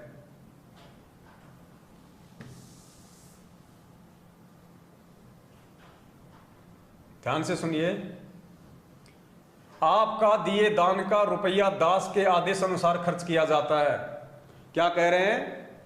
इस पीले पर्चे में अब गुरुजी की तरफ से लिखा हुआ दिखाया गया है कि आपके दान का रुपया दास के आदेश अनुसार खर्च किया जा रहा है। इसका मतलब पुण्यात्माओं 2018 में हरियाणा के जाट आरक्षण में उन कुपात्रों को जो 16 लाख रुपए का दान दिया गया था, क्या वो भी गुरुजी के ही आदेश से दिया गया था? पूछिए आप इनसे, क्या वो दान भी गुरुजी के ही आदेश से दिया गया था? जो हरियाणा के जाट आरक्षण में 16 लाख रुपए दिए गए थे, अब इन महापुरुषों से पूछिए क्या वो दान भी गुरुजी के आदेश से दिया गया था? जो यहां पे इन्होंने लिख दिया कि आपका दिया दान रुपया दास के आदेश अनुसार खर्च किया जाता है, इसका मतलब हमारे गुरुजी दोगली बात करेंगे। एक तरफ तो गुरुजी ने पहले वीडियो में कहा कि आपने भिखारी को भी नगद पैसा नहीं देना, किसी कुपात्र को नगद पैसा नहीं देना, आपके पैसे का दुरुपयोग करेगा वो बकवादी आदमी है, परमात्मा से जुड़े हुए नहीं है। उसको यदि आप दान दोगे और वो आपके दान का दुरुपयोग करेगा तो आपको भी उसका परिणाम भोगना पड़ेगा। और यहां का कहा जा रहा है कि आपका दिए दान का रुपया दास के आदेश अनुसार खर्च किया जा रहा है। यानी यहां भी इन्होंने गुरुजी को ही दोषी बना दिया। यानी भक्तों का जूता और गुरुजी का सिर, भक्तों का जूता और गुरुजी का सिर, तुम्हें ही दोषी बनाया जा रहा है। अब गुरुजी ये कैसे कह देंगे कि सारा का सारा दान मेरे आदेश अनुसार खर्च किया जा रहा है? क्या गुरुजी आदेश देंगे हरियाणा के जाट आरक्षण में भक्तों का पैसा उन कुपात्रों को देने के लिए? क्या गुरुजी आदेश देंगे राजस्थान के गैंगस्टर आनंदपाल सिंह की सीबीआई जांच में 5 लाख रुपया नगद देने का? पुण्यात्माओं आंखें खोलो, तुम्हारे को कहां भ्रमित किया जाता है इन पीले पर्चों की आड़ में। दास को पैसे पैसे का हिसाब सेवादार समय समय पे देते रहते हैं। यह विश्वास का मार्ग है पुण्यात्माओं, विश्वास का मार्ग है। लेकिन आंख बंद करके विश्वास करने के लिए नहीं कहा परमात्मा ने। हमने विश्वास करना है अपने पूज्य गुरुदेव जी के ऊपर। जब हमारे पूज्य गुरुदेव हमारे को आमने सामने होके कहें कि बेटा तुझे दान करना है, तो हम दान करेंगे, चाहे गुरुजी हमारे को किसी के भी हाथ में देने के लिए क्यों ना कहें। लेकिन गुरुजी का परिवार, ये कोऑर्डिनेटर लोग कहेंगे हमारे को कि ये विश्वास का मार्ग है, ये पैसा तुम हमारे को दे दो, ये पैसा जो है हम गुरुजी के आदेश से ले रहे हैं, वहां विश्वास नहीं किया जाएगा, क्योंकि वो कुपात्र हैं। यदि कोई इस दान का दुरुपयोग करेगा, उसको परमात्मा आप परिणाम देगा। आपने दास को दान किया है, आपका 1000 गुना आपके अकाउंट में जमा हो जाएगा। क्या कहा जा रहा है यहाँ पे? मूर्खता की हद हो गई। यहां कहा जा रहा है कि आपको चिंता मत करना, यदि आपके द्वारा दिए गए दान का कोई दुरुपयोग करेगा तो वो पैसा मेरा है, आपको उसका कोई परिणाम भोगना नहीं पड़ेगा। आपने तो ये सोच के दान दिया है कि मैं तो अपने परमात्मा को दान दे रहा हूं। ध्यान से पढ़िए पुण्यात्माओं, यदि कोई इस दान का दुरुपयोग करेगा, उसको परमात्मा आप परिणाम देगा। यानी आपने टेंशन नहीं करनी। आपके द्वारा दिए गए दान का जो आंख बंद करके आपने दिया है, उसका यदि कोई दुरुपयोग करेगा तो आपको कोई टेंशन नहीं है। फिर तो भाई साहब भिखारी को भी दे दो पैसा, फिर तो भिखारी को भी दान दो, क्योंकि हमने तो भगवान पे विश्वास करके दिया। आप तो किसी भिखारी को भगवान पे विश्वास करके दान दे दो। उसके बाद में भिखारी अगर उसका कुछ उल्टा सीधा काम करेगा तो आपको परिणाम भोगना नहीं पड़ेगा, क्योंकि आपने तो भगवान के नाम पे दिया। ये दुनिया भर के भिखारी आते हैं, अल्लाह के नाम पे दे दे, बाबा अल्लाह के नाम पे दे दो उनको, क्योंकि इस पीले पर्चे के अनुसार आपने तो भगवान को माध्यम बना के दान दिया ना, कि मैं तो भगवान को दान दे रहा हूं। बताओ ये कोई जमने वाली बातें हैं? कैसे मूर्ख बनाया जा रहा है हमारे को, बिल्कुल अंधा बना के संगत को काम में लिया जा रहा है। यदि कोई इस दान का दुरुपयोग करेगा, उसको परमात्मा आप परिणाम देगा। आपने दास को दान दिया है, आपका 1000 गुना आपके अकाउंट में भाग्य में जमा होगा। ये देखिए, आपके अकाउंट में भाग्य में, बैंक में जमा नहीं होगा। कहीं आप सोच रहे हो कि 1 दूंगा तो गुरुजी 1000 देंगे, यहां कोष्टक में क्या लिखा हुआ है? भाग्य में, भाग्य में जमा होगा, बैंक में जमा नहीं होगा। इस वहम में मत रहना। यदि वह दान का पैसा कोई दुरुपयोग करता है तो दास का करता है, आपका नहीं कर रहा। देखिए कितनी मूर्खता वाली बात लिखी हुई है। कितना भक्तों को कितना बुद्धू बनाया जा रहा है कि यदि वो व्यक्ति दान का दुरुपयोग करता है तो आपका पैसा दुरुपयोग नहीं कर रहा, वो दास का पैसा दुरुपयोग कर रहा है, आपको कोई उसका परिणाम नहीं भोगना पड़ेगा। फिर तो दे दो, किसी को भी दे दो। फिर तो शराबी व्यक्ति शराब के लिए पैसा मांग रहा है तो भगवान का नाम लेके उसको भी दे दो।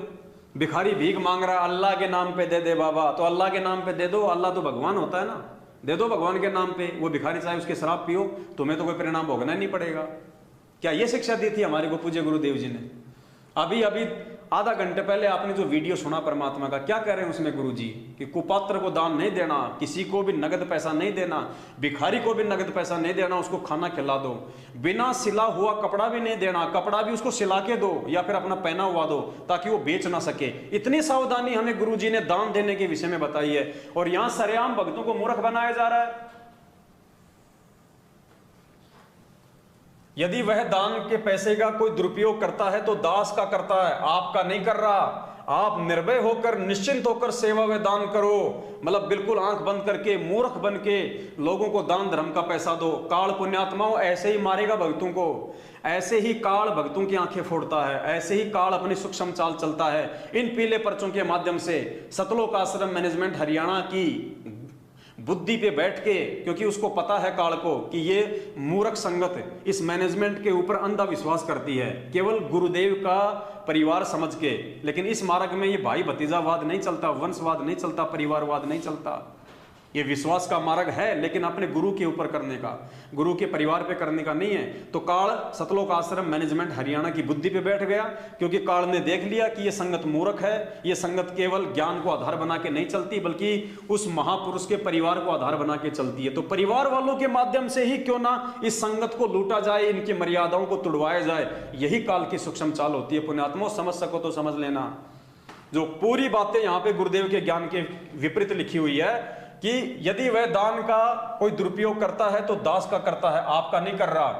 आप निर्भय होकर, निश्चित होकर सेवा व दान करो। यह सत्य स्थान पर, ठीक जगह पर दान करने का अवसर विश्व में केवल आपको प्राप्त है। इसको चूकना मत। दिनांक 12, 13, 14 जून 2022 को 3 दिन के अखंड पाठ में 5 यज्ञ चलेगी। अब इनको 5 यज्ञ का नाम भी ध्यान में आ गया। जब से हम सत्सेवक भाई बहन साथ संगतियों में 5 यज्ञ की बात करते हैं, तो ये भी पीले पर्चों में 5 यज्ञ लिखने लग गए। इनको भी ध्यान आ गया कि 5 यज्ञ और लिखना शुरू कर दो संगत को मूर्ख बनाने के लिए। तो क्या कह रहे हैं कि दिनांक 12, 13, 14 जून 2022 को 3 दिन के अखंड पाठ में 5 यज्ञ चलेगी। बढ़ चढ़ के दान करो। पुण्यात्माओं, पाठ करने की सलाह दी जा रही है कि बढ़ चढ़ के पाठ करो। अब आपको एक वीडियो सुनाते हैं पूज्य गुरुदेव जी का। गुरुदेव ने क्या कहा है कि पाठ कहां कराना चाहिए, पाठ किस समय करवाना चाहिए। गुरुदेव ने कहा कि पाठ करवाने से पहले अपने गुरुजी की आज्ञा लेनी आवश्यक है। बिना गुरुजी की आज्ञा के आपने किसी को पाठ का पैसा नहीं देना, पाठ नहीं करवाना। तो मुझे बता दीजिए, पिछले 7.5 साल से ये लाखों की संख्या में मूर्ख संगत जो इन फर्जी आश्रमों में आंखें बंद करके जो ज्योति और पाठ का पैसा जमा करवा रही है, इन्होंने कब हिसार जेल में जाके सतगुरु रामपाल जी भगवान से आदेश लिया कि गुरुजी हमें आज्ञा कीजिए, हमें आदेश दीजिए कि हम इन फर्जी आश्रमों में जाके पाठ करवाएं। क्या किसी ने आदेश लिया गुरुजी से? क्या कोई एक भी व्यक्ति जेल में गया गुरुजी से ये पूछने की गुरुजी मैं पाठ करवा रहा हूं, आपकी आज्ञा है या नहीं है?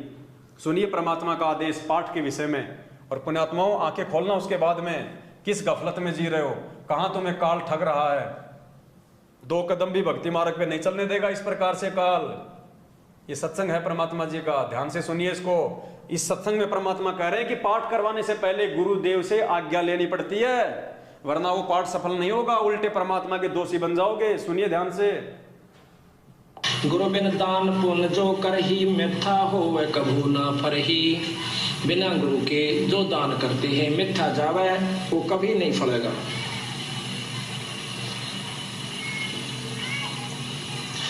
गुरु बिन होम यज्ञ जो साधे, औरो 10 मन पातक लागे। गुरु बिन कोई पाठ, कोई हवन ये नहीं करवाना चाहिए, गुरु की आज्ञा लेकर फिर करवाना चाहिए। जिसके सिर पर कृपा गुरु की, वो दुख कैसे पाएगा। जिसके सिर पर कृपा गुरु की, वो दुख कैसे पाएगा। नाम गुरु जी का जप लेगा, नाम गुरु जी का जप। तो यहां परमात्मा ने बिल्कुल स्पष्ट कर दिया है कि गुरु जी की आज्ञा के बिना पाठ नहीं करवाना चाहिए, पाठ करवाने से पहले गुरु जी का आदेश लेना चाहिए। तो ये मूर्ख संगत कहां गुरु जी का आदेश लेने के लिए हिसार जेल में गई? किन भक्तों ने जाके हिसार जेल से गुरु जी का आदेश लिया? बिल्कुल टोटल संगत काल प्रेरित हो चुकी है। 90% लोग काल भगवान की गोद में बैठे हैं। कब किसके ऊपर क्या बिजली गिर जाए कोई भरोसा नहीं है। भक्ति करते करते भी लोग अकाल मौत मर रहे हैं। कारण यही है कि गुरुजी के सत्संग रूपी वचनों पे कोई नहीं चल रहा। सब लोग मनमानी देखा देखी भेड़चाल में मस्त हैं। कोई मर रहा है तो मर रहा है, उनको कोई फर्क ही नहीं पड़ रहा। लोग विचार ही नहीं कर रहे कि यार मेरे गुरुजी का भगत अकाल मौत मर रहा है, इसने तो सारनाम लिया हुआ था, सतनाम लिया हुआ था, फिर भी अकाल मौत मर रहा है। कारण क्या, रीजन क्या है? कोई उस तय तक जा ही नहीं रहा, क्योंकि काल सबकी बुद्धि पे बैठा है। काल उस स्तर तक किसी को सोचने दे ही नहीं रहा।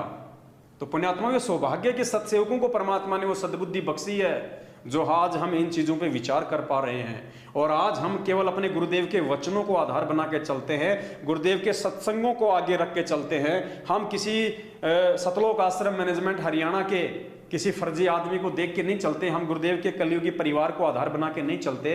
हम किसी नामदान संचालक कोऑर्डिनेटर या स्टेट कोऑर्डिनेटर के तानाशाही फरमानों पे नहीं चलते, क्योंकि हमें परमात्मा चाहिए, हमें मोक्ष चाहिए, इसी जन्म में चाहिए। तो हमने इसी जन्म में अपने गुरु को भगवान मानना पड़ेगा। भगवान मान के उनके प्रत्येक वचन की दृढ़ता के साथ में पालना करनी पड़ेगी।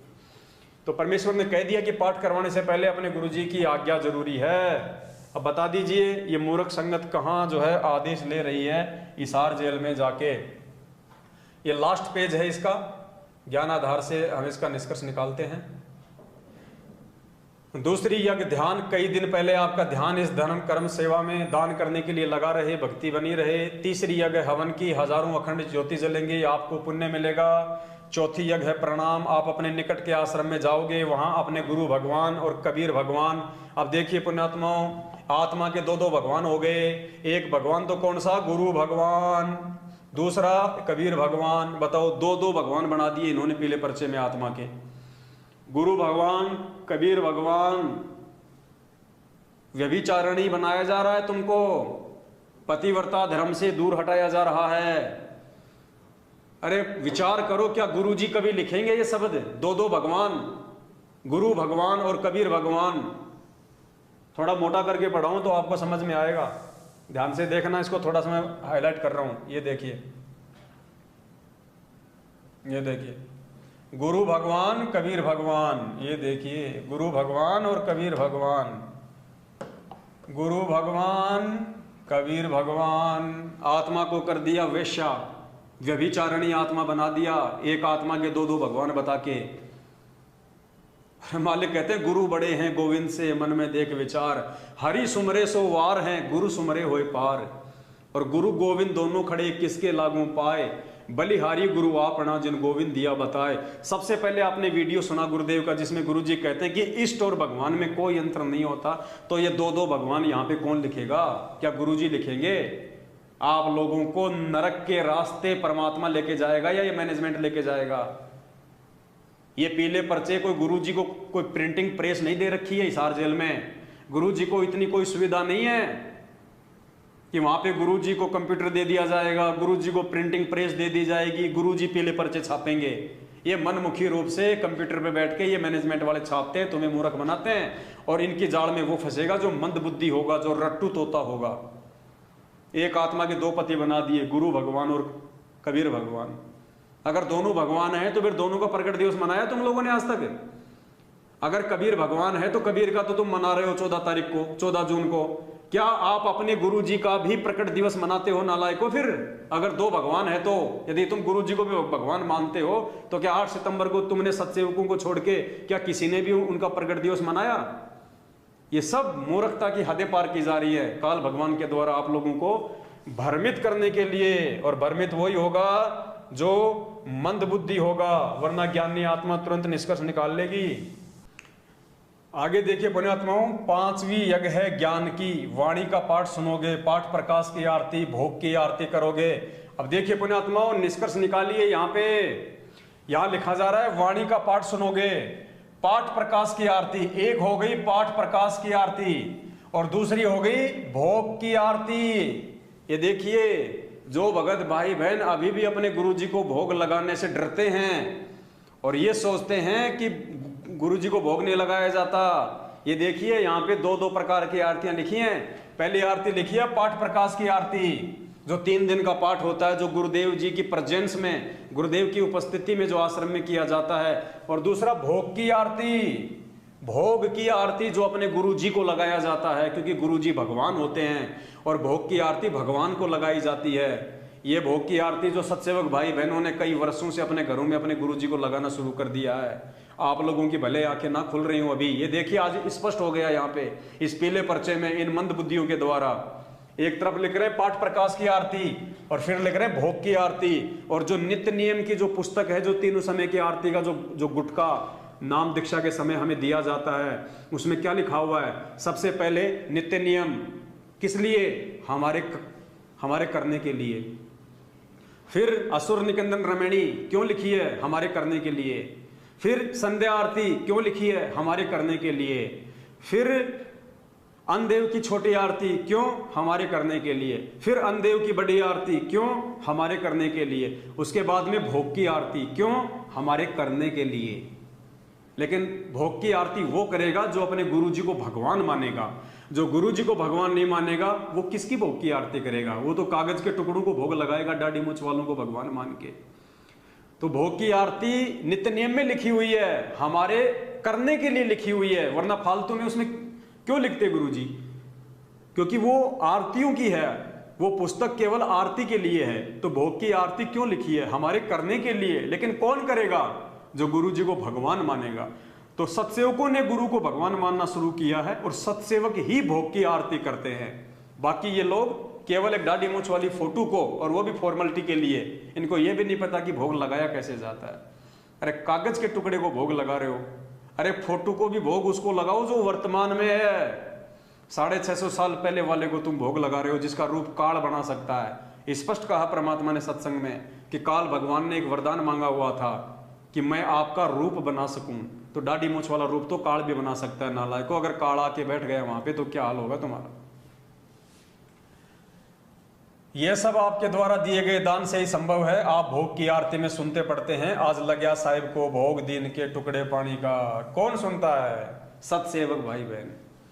अरे ये लोग तो साल में एक बार भोग लगाते हैं कागज की फोटो को, ये कहाँ सुनेंगे ये कि आज लग्या साहिब को भोग। ये कौन सुनता है रोज अपने घरों में, आज लग्या साहिब को भोग दीन के टुकड़े पानी का, कोई जगह पुरबला भाग, सफल हुआ दिन जिंदगानी का। ये सत्सेवक भाई बहन रोज भोग लगाते अपने गुरुदेव भगवान को। बच्चों, पता नहीं कौन से जन्म जन्मांतर का शुभ कर्म दान धर्म आगे अड़ा है जो आज आपने मोक्ष की लाइन में खड़े हो। न्योछावर हो जाओ परमेश्वर के दिए दान व सेवा करने के लिए। दास की आयु देखो। अब देखना पुण्यात्माओं, यहाँ पे आपके गुरु जी को बेचारा साबित किया जा रहा है। इस पीले पर्चे में आपके पूज्य गुरुदेव जी को बेचारा साबित कर दिया इन मैनेजमेंट वालों ने। बेचारा, बिल्कुल बूढ़ा लाचार। कैसे? ध्यान से पढ़िएगा क्या लिखा हुआ है। दास की आयु देखो 70 वर्ष पूरी हो चुकी है। दास आपके कल्याण के लिए संघर्ष देखो। क्या आपको दास पर दया नहीं आती? ये देखिए क्या लिखा हुआ है, क्या आपको दास पे दया नहीं आती? अरे गुरुजी अपने भगत से कह रहे हैं कि क्या आपको दास पे दया नहीं आती? अब आप दया करोगे क्या गुरुजी पे? आप दयावान हो क्या? अरे दया कौन करता है? जो दयावान होता है। आप दयावान हो क्या? इस पीले पर्चे के अनुसार तो फिर आपने अपने गुरुजी पे दया करनी पड़ेगी। अगर इस पीले पर्चे को आप गुरुजी का मानते हो, गुरुजी का आदेश मानते हो, तो क्या लिखा जा रहा है? क्या आपको दास पर दया नहीं आती? आप दया करोगे? है औकात? पिलाया किसी की मां ने उसको दूध जो अपने गुरुजी के ऊपर दया कर दे। आप दयावान हो? ये देखिए आप लोगों को कैसे काल के जाल में फंसाया जा रहा है। ये शब्द लिखिए कि क्या आपको मेरे ऊपर दया नहीं आती। यहां आपके गुरुजी को बेचारा घोषित किया जा रहा है, लाचार घोषित किया जा रहा है, बेबस घोषित किया जा रहा है, दुखी घोषित किया जा रहा है। आपका गुरुजी आपसे दया की भीख मांग रहा है कि बच्चों मुझ पे दया करो। क्या तुम्हें मेरे ऊपर भी दया नहीं आती? भाई आंखें खोल लो, तुम्हें काल भगवान कहां लेके जा रहा है। आपका पिता आपको सुखी देखने के लिए क्या क्या कर रहा है, कितना कुर्बान है, इसलिए आप भी अब कुछ करने योग्य शाणे हो गए हो। किसी मूर्ख की बातों में आकर अपना भविष्य खराब ना करना। ये संकेत है अगर कोई समझ जाए तो, कि किसी मूर्ख की बातों में आके अपना समय और अपना जीवन बर्बाद मत करना। मूर्ख कौन? ये सतलोक आश्रम मैनेजमेंट हरियाणा। ये हैं वो मूर्ख जो मूर्खता की पराकाष्ठा को पार कर चुके हैं। 2014 बड़ा वाला कांड करवा के अपने गुरुदेव को दुखी कर चुके हैं, परेशान कर चुके हैं। 2 बार उनका रिमांड करवा चुके हैं और आज उन्हीं की आड़ में, उन्हीं के नाम की आड़ में, उन्हीं के भोले भगत समाज को, उनकी प्यारी आत्माओं को ज्योति पाठ और दान धर्म के नाम पे लूट रहे हैं, खसोट रहे हैं।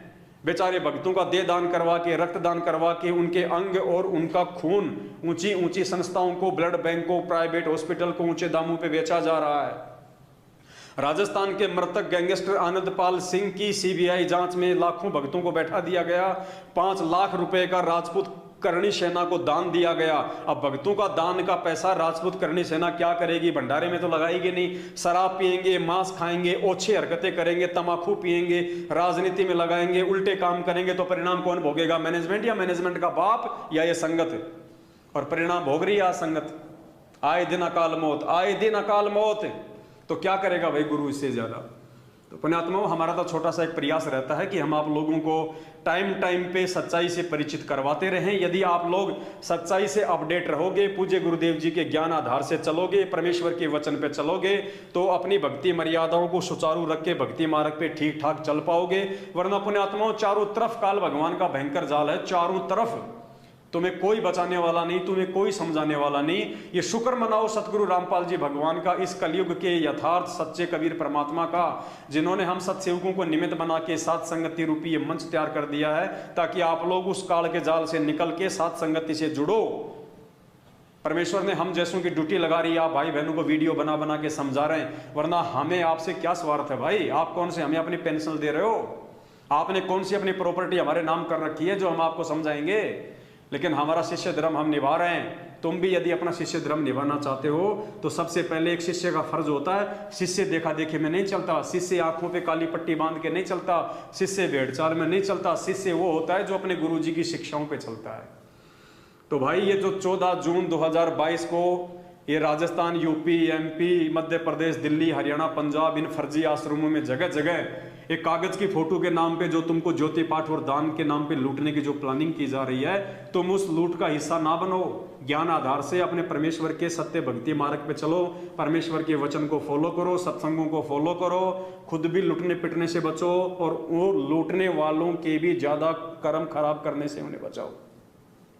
क्योंकि तुम मूर्ख बन के पैसा दोगे तो वो उस पैसे का दुरुपयोग करेंगे, तो ऑटोमेटिक उनके भी तो कर्म फूट रहे हैं। तो तुम डबल दोषी हो रहे हो, संगत वाले डबल दोषी हो रहे हैं। एक तो तुम कुपात्रों को दान दे रहे हो, तुम दोषी हो रहे हो, फिर तुम्हारे दान से वो लोग कुकर्म करेंगे, तो उनको कुकर्म करने के लिए कौन बाध्य कर रहा है, कौन प्रेरित कर रहा है? वो मूर्ख अज्ञानी भगत है जो भेड़ चाल में गुरुबिन माला फेरते, गुरुबिन देते दान, गुरुबिन दोनों निष्फल है चाहे पूछो वेद पुराण। इस वाणी के विरुद्ध जो उन कुपात्रों को और जो तुम्हारी आंखों के सामने तुम्हारे दान का दुरुपयोग कर रहे हैं, सुनिए एक छोटा सा वीडियो जो आपकी आंखें खोलेगा। सरेआम आपको पता चलेगा कि आप भक्तों के दान का कहाँ पे दुरुपयोग किया जा रहा है, कहाँ क्या किया जा रहा है। ये जब राजस्थान के अजमेर में राजपूत करनी सेना की एक रैली थी आनंदपाल सिंह की सीबीआई जांच के समर्थन में, उस समय देखिए आप, ये 3.5 फुट का आदमी है, इसका नाम है LD लक्ष्मण दास, जोधपुर का रहने वाला है, जयपुर नामदान केंद्र पे भक्तों को लूटने की सेवा करता है। इस व्यक्ति को खड़ा कर दिया गया राजपूत करणी सेना के मंच पे अजमेर में। क्यों? क्योंकि ये भी जाति से राजपूत है और काल को अच्छे से पता है कि राजपूतों की सभा में राजपूतों को ही खड़ा किया जाए। इसके हाथ में, इस 4.5 फुट के आदमी के हाथ में 1.5 फुट का माइक देके 5 लाख रुपया देके खड़ा कर दिया गया वहां पे राजपूतों के जयकारे लगाने के लिए। कैसे इसने उल्टे सीधे जयकारे लगा के भारत माता की जय, इंकलाब जिंदाबाद, जैसे ये और इसके बाप दादा भारत देश को आजाद कराने की लड़ाई लड़ रहे हैं, ये जैसे भगत सिंह का वंशज है। तो देखिए कैसे भक्तों के इसने वो कर्म फोड़े वहां पे, और कैसे वो हजारों की संख्या में मंद बुद्धि भगत सामने बैठ के इसके जयकारों को सुन रहे हैं, इसके ताल में ताल मिला रहे हैं। ये किसकी जय बोल रहा है, क्या जय बोल रहा है, किन कुपात्रों को 5 लाख रुपया देके संगत के ये कर्म फोड़ रहा है? सुनिए इस 4.5 फुट के भाई साहब के मंगल प्रवचन। जयपुर में सरकार ने वादा किया था और उसके लिए भी मैं समर्थन पत्र लेके पहुंचा था। प्रेस कॉन्फ्रेंस में वो समर्थन पत्र हमने सौंपा था कि फर्जी एनकाउंटर की सीबीआई जांच का संत रामपाल जी के लाखों अनुयायी समर्थन करते हैं।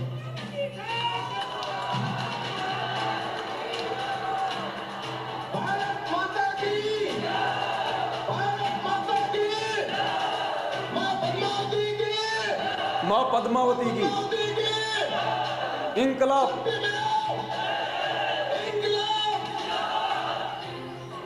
हमारे संत रामपाल जी के लाखों अनुयायी द्वारा एक सहयोग की राशि दादा सुखदेव सिंह जी को पेश कर रहे हैं। 5 लाख का सहयोग दादा सुखदेव जी को पेश कर रहे हैं।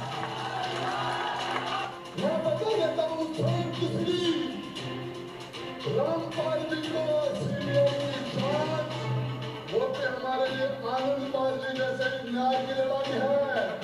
आप लोगों ने ये जो 5 लाख रुपए, ये जो भामाशाह के रूप में, ये राणा प्रताप के रूप में जो लड़ाई लड़ने वाला घास की रोटी खा के सुंदर सुंदर लड़ाई लड़ रहा है, और जो 5 लाख रुपए का जो आशीर्वाद जो अपने भामाशाह के रूप में देते हैं उसका आप लोग नमन करते हैं। तो देखा पुण्यात्माओं कैसे गैंगस्टरों की सीबीआई जांच के समर्थन में भगत समाज का 5 लाख रुपया दिया जा रहा है। इंकलाब जिंदाबाद। आप भोले भाले भगतों को भगत सिंह बना दिया। इंकलाब जिंदाबाद। अरे अपने गुरुदेव की जय बाल ले होती है नालायकों।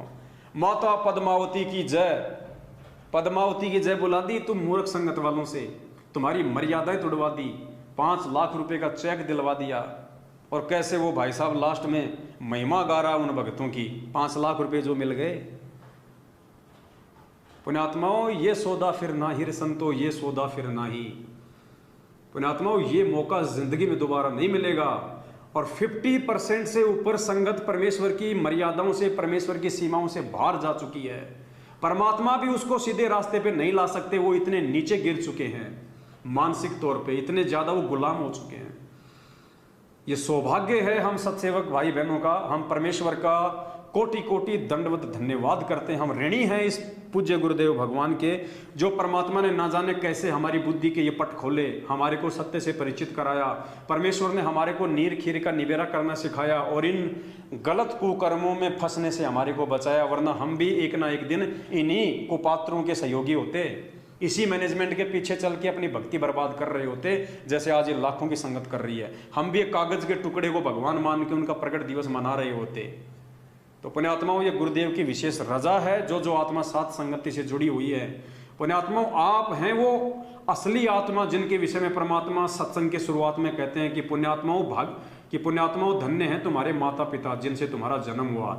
ये 4.5 फुट का आदमी 1.5 फुट का माइक पकड़ के 5 लाख हाथ में लेके अपने आप को जो सुपरस्टार समझ रहा है ना, ये तो बिल्कुल गलत में जा चुकी आत्माएं हैं। इनका तो भगवान भी सहारा नहीं है आगे चल के, इनके साथ में जो दुर्गतियां होंगी। जिस प्रकार से ज्ञान को आधार ना बना के काल प्रेरित होके ये खुद भी अपने जीवन को नरक बना रहे हैं और लाखों भक्तों का जीवन भी मर्यादा तोड़ के ये लोग उनका जीवन भी नरक बना रहे हैं। तो सौभाग्य है हमारा जो परमेश्वर ने हमें संभाला, परमात्मा ने हमें सद्बुद्धि बख्शी, परमात्मा ने हमें साथ संगति दी और ज्ञान आधार से हम एक दूसरे भगत भाई बहन मिलजुल के साथ संगति से जुड़ के इस भक्ति मार्ग पे हम चल रहे हैं। गलतियां करने से हम बच रहे हैं, साथ में दूसरे भगत भाई बहनों को भी समय समय पे हम आगाह कर रहे हैं। तो ऐसे ही आप लोग साथ संगतियों से आप जुड़े रहें। इन वीडियो को ज़्यादा से ज़्यादा आप लोग शेयर करें, अपने चैनल पे आप इनको अपलोड करें और सभी तक उनका लिंक भेजें। आपके जितने भी भगत भाई बहन जो आपसे व्हाट्सएप पे जुड़े हुए हैं, बहुत सारे भगत भाई बहन क्या करते हैं, वीडियो अपने चैनल पे डाल देते हैं यूट्यूब पे ये वाले, उसके बाद वो किसी को आगे भेजते नहीं है और देखता है नहीं कोई। तो पुण्यात्माओं, ऐसे हमारा कोई भला नहीं होगा, ऐसे ये संदेश से संगत तक नहीं जाएंगे। आप अपने चैनल पे जब इस वीडियो को डाउनलोड करके अपलोड करो, उसके बाद आपके चैनल का जो लिंक होता है यूट्यूब का, उस लिंक को आपके मोबाइल में जितने भी भक्तों के व्हाट्सएप नंबर हैं, 100 के, 50 के, 200 के, आप सभी को भेजो, एक एक को। फेसबुक पे उस लिंक को ज़्यादा से ज़्यादा शेयर किया करो, तब जाके कहीं आपकी वीडियो कोई देखेगा और कहीं जाके फिर आपकी वीडियो देख के कोई आत्मा समझेगी, संभलेगी, तो फिर वो पुण्य परमात्मा आपके झोले में डालेगा। ऐसे मोबाइल में यूट्यूब पे वीडियो डाल दिया, निश्चिंत होके बैठ गए, उसको कोई नहीं देखता ऐसे। तो थोड़ा आगे बढ़ो पुण्यात्माओं। जब ये लोग कुप्रचार करने के लिए, संगत को गुमराह करने के लिए दिन रात इतना प्रयास कर रहे हैं, तो पुण्यात्माओं हमें तो परमात्मा ने सुप्रचार की, सुसमाचार सुनाने की सेवा दी है। हमें तो बढ़ चढ़ के जो है इस सेवा में जो है वो कुर्बान हो जाना चाहिए। तो आज की वीडियो में केवल इतना ही, फिर कभी परमात्मा रजा बख्शेंगे, दास एक नई वीडियो के साथ आप सभी भगत भाई बहनों के सामने रूबरू होगा। तब तक के लिए दास को दीजिए इजाजत। सत साहेब बंदे छोड़ सतगुरु रामपाल जी भगवान की जय हो।